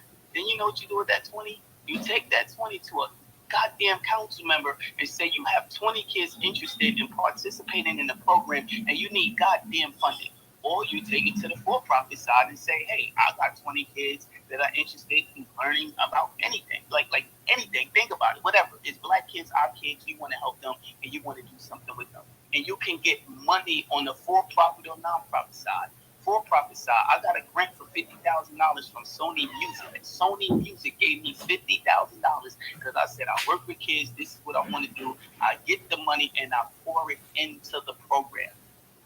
Right? And the bigger you build out, you can hire more people and you got to build it out to scale, right? And that's what we're focusing on now. How can I go from my board members, me and a couple part-time folk and bringing it out to scale? We got to build it, but it's certain things that are fundamental. How about this? If you don't want to get an LLC or you don't want to do a nonprofit because the LLC is a little bit more paperwork, a nonprofit, you need a board, you can go get an EIN number, right? A tax ID number, EIN, and then you go to your school and say, hey, I graduated. So proprietor, bro.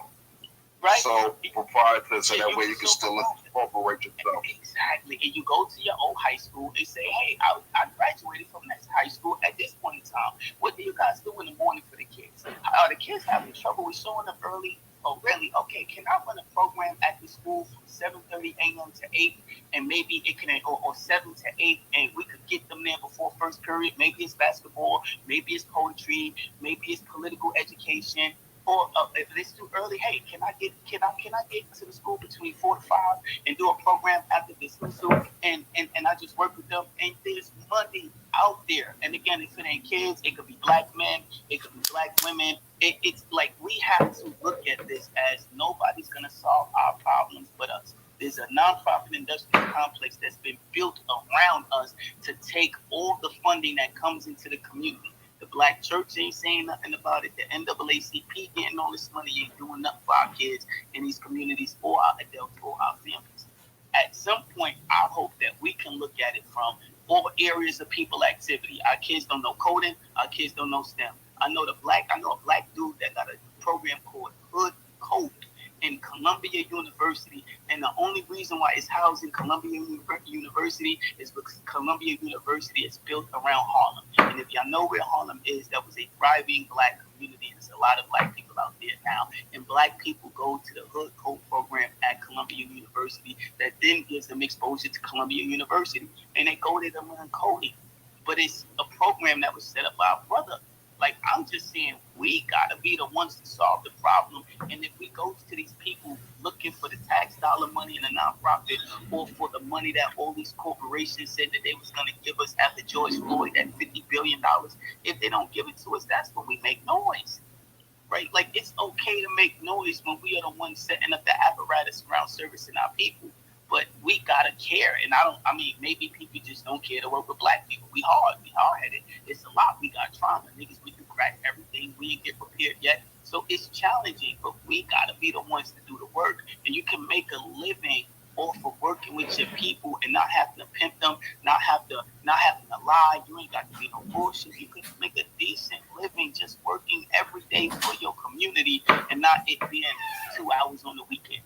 Like, I just hope we look at it a little bit differently, and I'm gonna land there. All right, I'm back, so I'm not sure exactly the order. I believe I saw Art. I think he was up here. Then who was? I'm sorry. What was that? I see Black. I see Ro. Hey, can you hear me?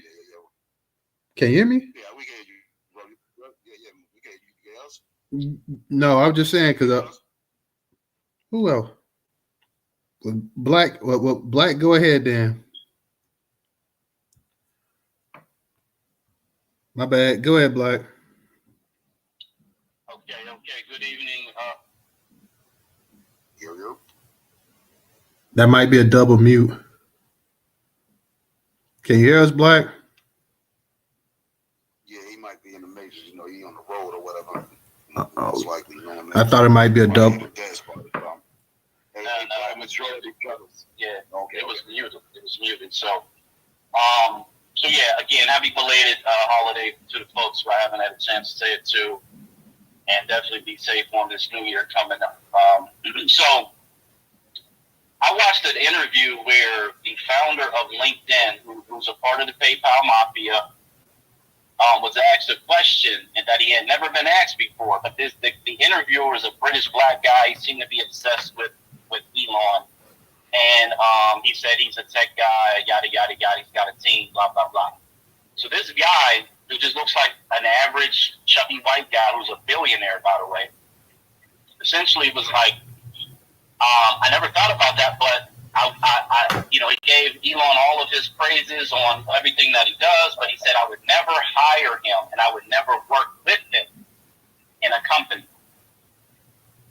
But he still invests with Elon, and I want to say that to make a point about the title, because I haven't heard a lot of people talk about the title, because maybe I came in a little bit late, but I believe what's happening in that situation is that white America is looking to invest with whatever it is that Elon and Vivek and Trump has going on. They want to be equitable partners in whatever that is. And I think what we are witnessing is something that normally would have happened behind closed doors, but we're getting sort of an inside glance at it.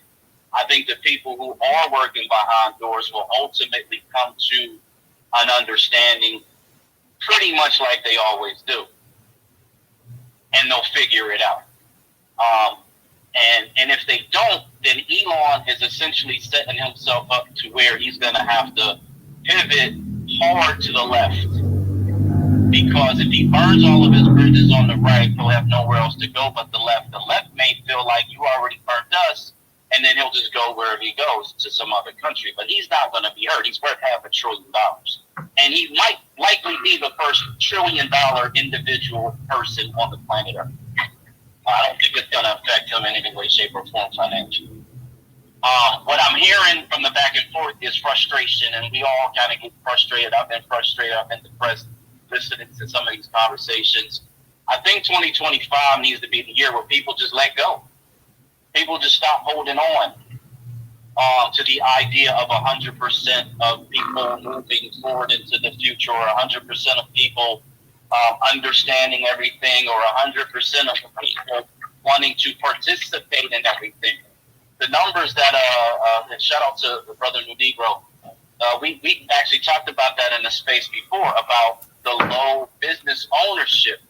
And the way that I looked at it then is the same way I look at it now. Business ownership is one of the hardest things that you will ever attempt to do, especially if you're doing it on a shoestring budget and you don't have capital behind you. And I mean capital to last 10 years, which is real capital. If you can't go to an investor like the people who founded NVIDIA, like the people who founded everything Elon was a part of, and say, look, I need some seed money, and then when I run out of that money, I need some more money, and then when I run out of that money, I need some more money. If you don't have that in your pocket, it's going to be a struggle. That's what business is. Unless for some reason you are blessed by God, and whatever you're doing catches fire, and you go viral, and then you are really like one in a million, if that is the case. Not all Black Americans want to be business owners. That's just something we got to accept. We got to just write that on a little piece of note, a reminder, and say, you know what? That's true. Because they don't all want to be business owners. They don't all want to run nonprofits. They don't all want to be in politics. Some Black people, Black Americans, just want to live their life, whatever that is. Whatever that is. I'm not going to throw out any tropes or narratives or stereotypes, but they just want to live their life. And that's okay, because the Amish, I'm going to pick on the Amish a little bit or use them as an example. They've been living their life as if it's the 1900s, 1800s, the whole entire time. That the world has been passing them by, and yet they still do their thing. They live, they exist. They figured out a way to make an income. They figured out a way to continue to have children. They figured out a way to create enclaves for themselves. I think that, we probably put a whole lot of pressure on ourselves because we want more for our people than our people may even want for themselves. And again, that's not a negative thing. That's actually a good thing, that people have gotten comfortable in their existence and they're cool with it. I say the 1% can be the leaders. The 1% can build it, and if you build it, obviously, they will come. If they choose to come, but you could build pyramids. Literally, you could build pyramids, and people may never come because they are just not interested in pyramids. And for me going into 2025, and I've said this in the past, and I posted about it in the past, but I'm really going to embody it because it is a lot of, it's just a lot of unnecessary stress that I think we put on ourselves because we do want our people to have the world. This week in space, I'm going to show how successful Black Americans are in America today. What they're building today, it's everywhere.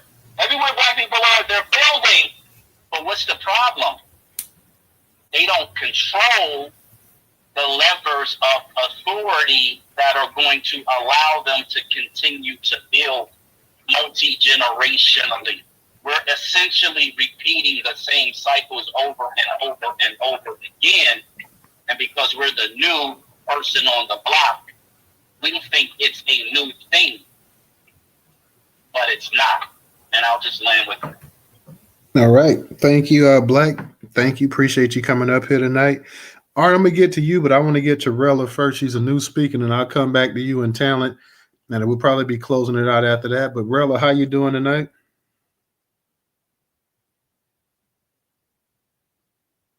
You there, Rella?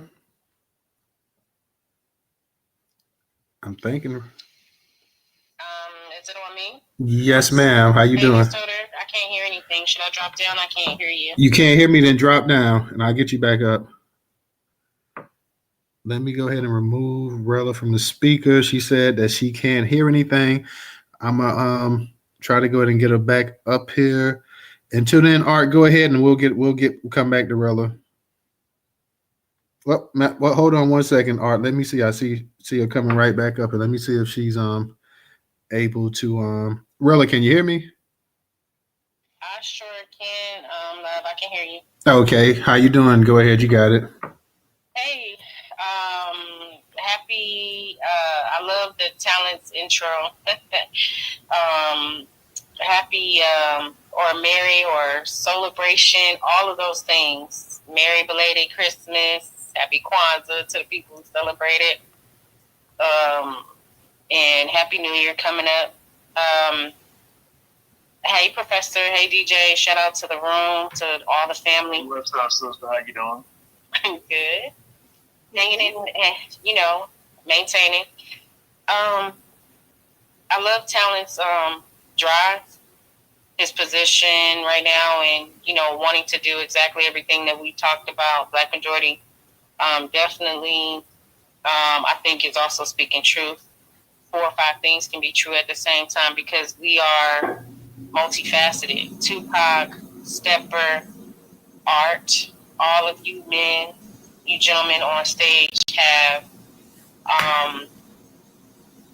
everything that you guys mentioned is relevant, right? I think my position in all of those things is if you want to solve the issues of children, solve the issues of the parents, which will solve the issues of the children. Because you can do both, right?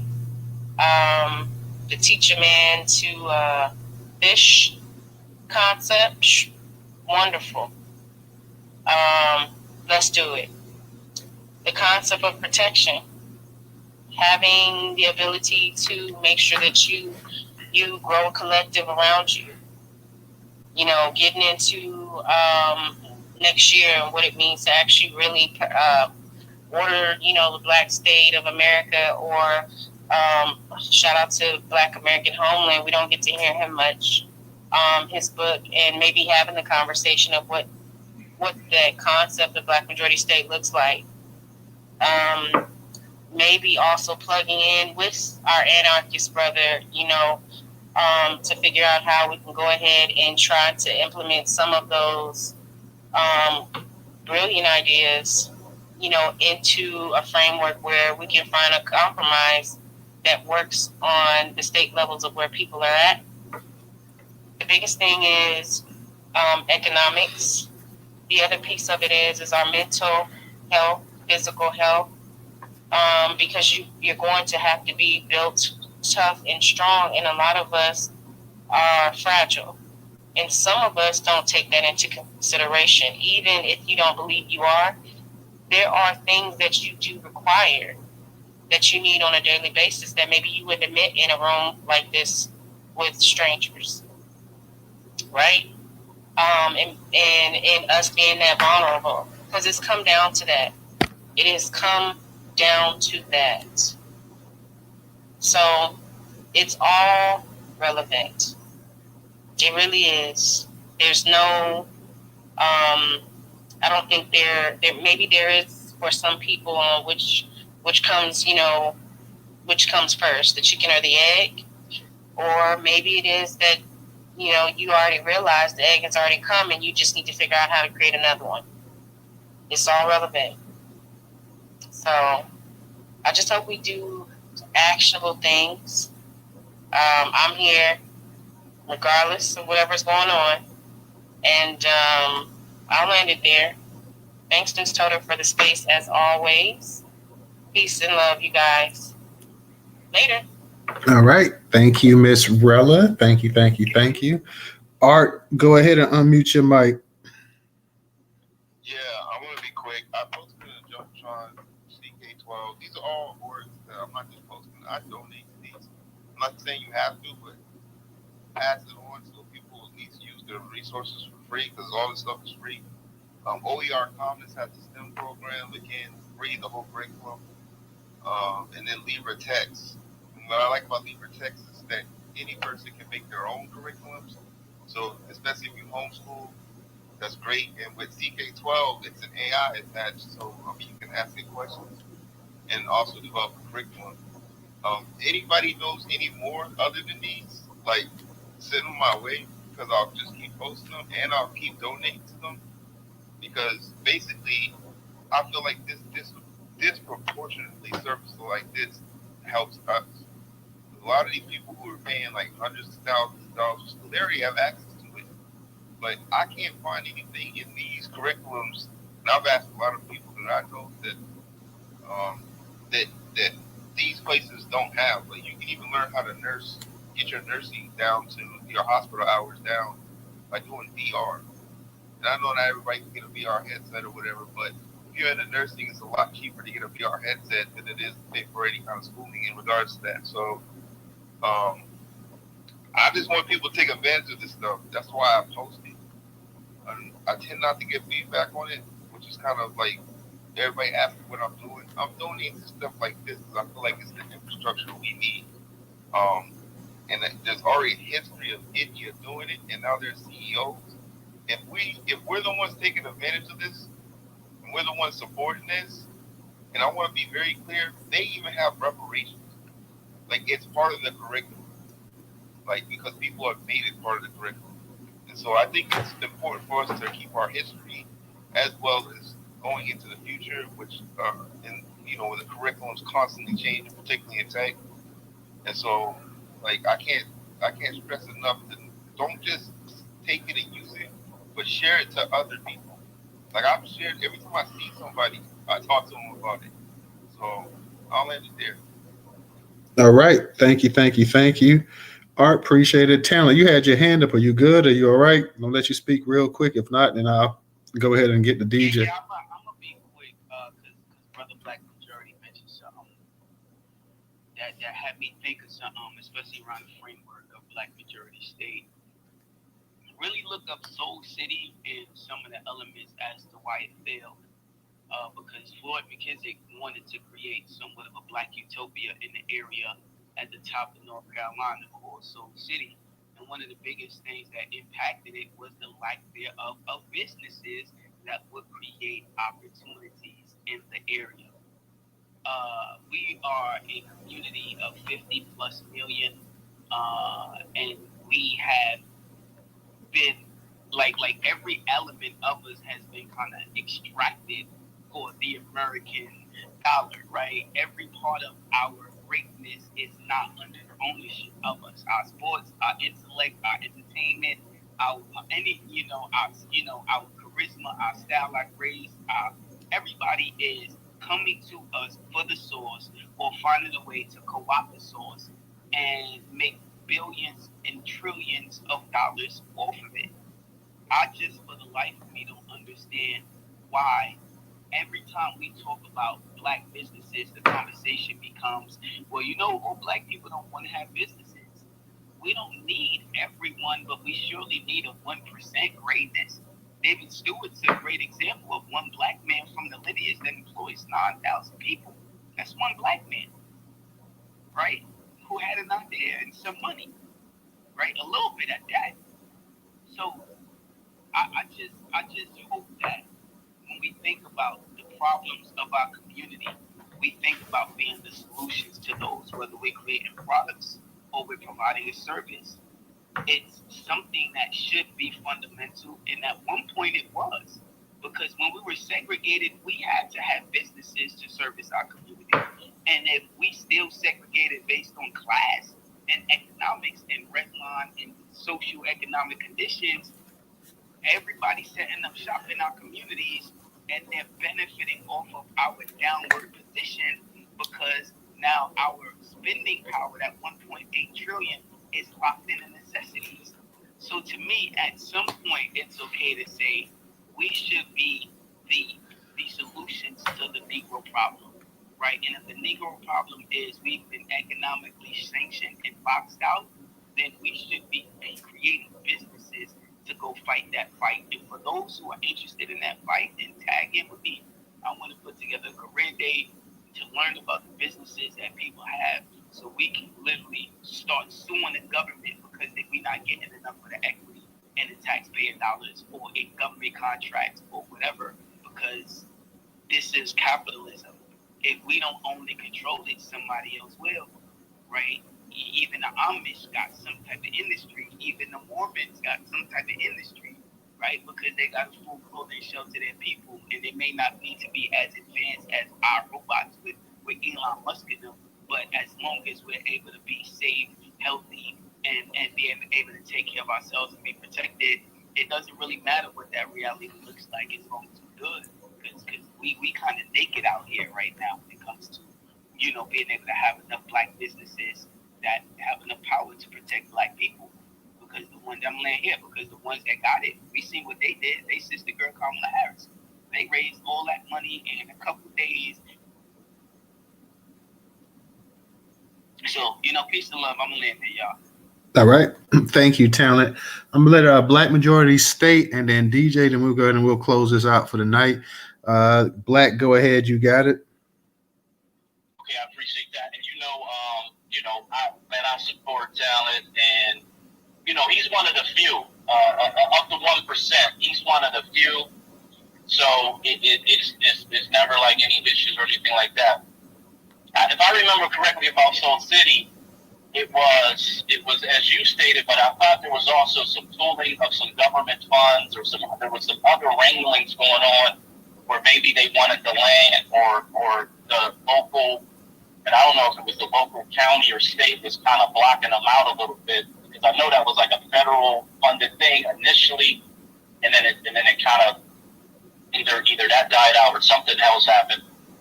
And I'm just being vague. I can't pull it up because I'm driving. But to all of your points, I agree with everything you said, and in no way, shape, or form am in disagreement with anything you said. In fact, the Mormons is a really unique example because they not only fought for the territory to get the state, but they still maintain a majority on the state. So they're protected. They don't need the federal. They don't need to really vote for some federal entity or whatever in order to do what they got to do. The Amish in a situation where they're not the majority of the state, they're kind of wholeheartedly dependent on getting a president in, or at least trying to work with the governor.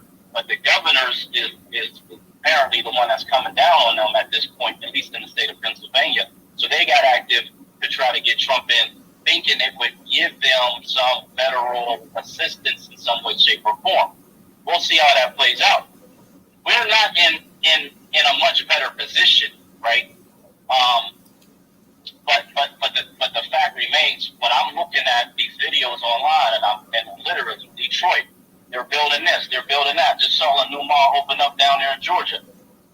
A bunch of these new Black Wall Street strip malls opening up all over the country. All these projects, shovels in the ground. People building little mini, what they call those small homes, those micro home villages or whatever. You see those popping up everywhere in Black communities, and it's Black real estate contractors and investors. They're all at the base of it, and it's a beautiful thing. But we have done those things. We've done those things before, and if you look at the projection of where that gets you, maybe it gets you another 20, 30 years, maybe another 50 years, another 1 or 2 generations. But what else is going on all around us? And I just try to take a really like a moon view of what's happening on planet Earth for Black Americans, and not necessarily my localized view or my city or my state. I really try to look at it from a really national perspective and try to see what's happening all across the country and why these issues keep happening in this cycle. So the 1% has got to do it because the 99% either won't or they can't. So it really is a 1% movement, and it's not the wealthy 1% because they're never going to do anything for us. We know that. It's the 1% who's got the talent, who's got the initiative, who's got the energy to learn, who's willing to sacrifice something in order to make things happen. And that's really what I'm going to try to focus on going forward, because I think we've heard everything that I could possibly hear on this app. I mean, at this point, I'm not really learning anything anymore. We're just kind of repeating the same talking points. And that's not a bad thing, because new people come in, they got to learn too. But my mind works in a way where I got to keep feeding it new information so that I'm growing. And I'm going to end with this. Support the people that are moving. Support the people that are working. Support the people that are doing things that are going to be beneficial, not just for them or their group, but that's going to actually expand out into the community. And as long as the 1% of the people who are willing to do that, then everything should work out. All right. Thank you, Black. Rel, I see you got your hand up, so I'll give you a minute, then I'm getting a DJ. No problem. Let me be urgent. So I just wanted to add this in. Jesse Helms, who was a U.S. Senator of Soul City, was actually the reason why the city's demise happened. Yes, they did not attract enough commercial jobs, and there was, of course, just the defunding of HUD that also happened.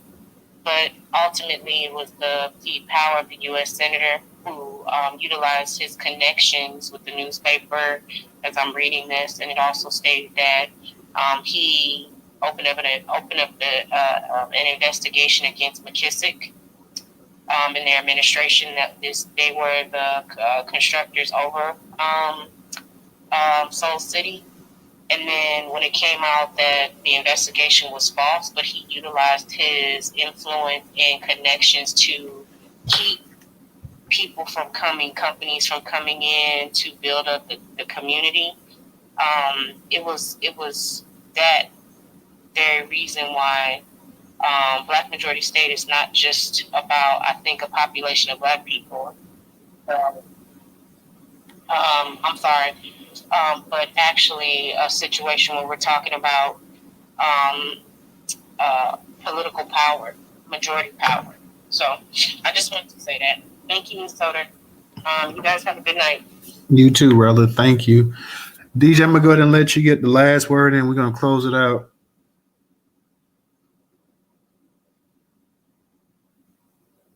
You there, DJ? Yeah, mic check 1 2 1 2. So yeah, just getting the jumbotron, y'all. Y'all see 3 posts that I put up there, or you can get in the purple pill. Same thing. So based off of what everyone said here tonight, hopefully y'all can hear me. Mic check 1 2 1 2. So based off of what everyone said here tonight, it does not. I'm not going to say it doesn't matter, but the problem is we need to put all our eggs and cookies into a basket, figure out what we're going to do from there. And the other situation is that it has to take place off of this app and move over to another app. Funded socially is the way. You'll see 3 posts that I put up there in the jumbotron. One, obviously, talent that's maybe more geared towards you. So similar to when the pandemic hit, when everything went offline or you couldn't go to school or whatever it was, you had to go online rather, excuse me. And guess what? A lot of our kids didn't have computers, or the parents didn't have internet at home. So those things were missing. And guess what? A lot of these kids are actually a year or 2 behind. We need folks like yourself who actually got connection with kids and doing your thing, you know what I'm saying? And just need a place to put our black kids up online. There's a rural community we have called Education for Black Kids. We need folks like yourself who are teachers, administrators, you know, people who just do counseling work for children or any youth type thing, impact, whatever it is. Come up there, start admin in the room. Other situation we got the black business community up there. That's where I'm at. Come up there, start learning about business. Figure out how to, your tax season coming around. Instead of you spending that money on whatever it is you go spend it on, incorporate yourself, incorporate your kids, get all separate tax numbers. So when y'all be quick to say, hey, well, DJ, I'm not planning on doing business or whatever, what the hell are we selling? That's not the point. You could be getting crazy discounts just for having a tax ID. Why you got your cell phone number under your main mobile network, ISP? You know what I'm saying? Your social security number. Why are you using that instead of your tax ID? You could be building infrastructure credit with your tax ID. Get you a DUNS number so that way it be like the social security card to your tax ID. And now you're being tracked. See that? So now you're doing business. And if it's about you selling product, well, that's easy. You know what I'm saying? You can do drop shipping. That's so easy, man. You know what I mean? It's crazy. You know what I mean? Other thing is, too, a lot of our folks, when the ones up here, obviously we talking about doing business. Well, guess what? We're gonna have to hire people. We need soldiers, workers, mules, whatever it is we call on ourselves. You know what I'm saying? To go out here and do that damn work. You know what I'm saying? Because it ain't gonna do itself. And then the real narrative or argument was always gonna fall down to a lot of our folks just refuse to work for free or to do anything for free. Kind of like our elders and ancestors did. They did all this work to get here for free. They didn't ask for anything. You know what I'm saying? So a lot of us got to stop with the I got my hand out type narrative. Well, hey, if you don't want to help build, then go over there because you're in the way over here. You know what I mean? Real rap.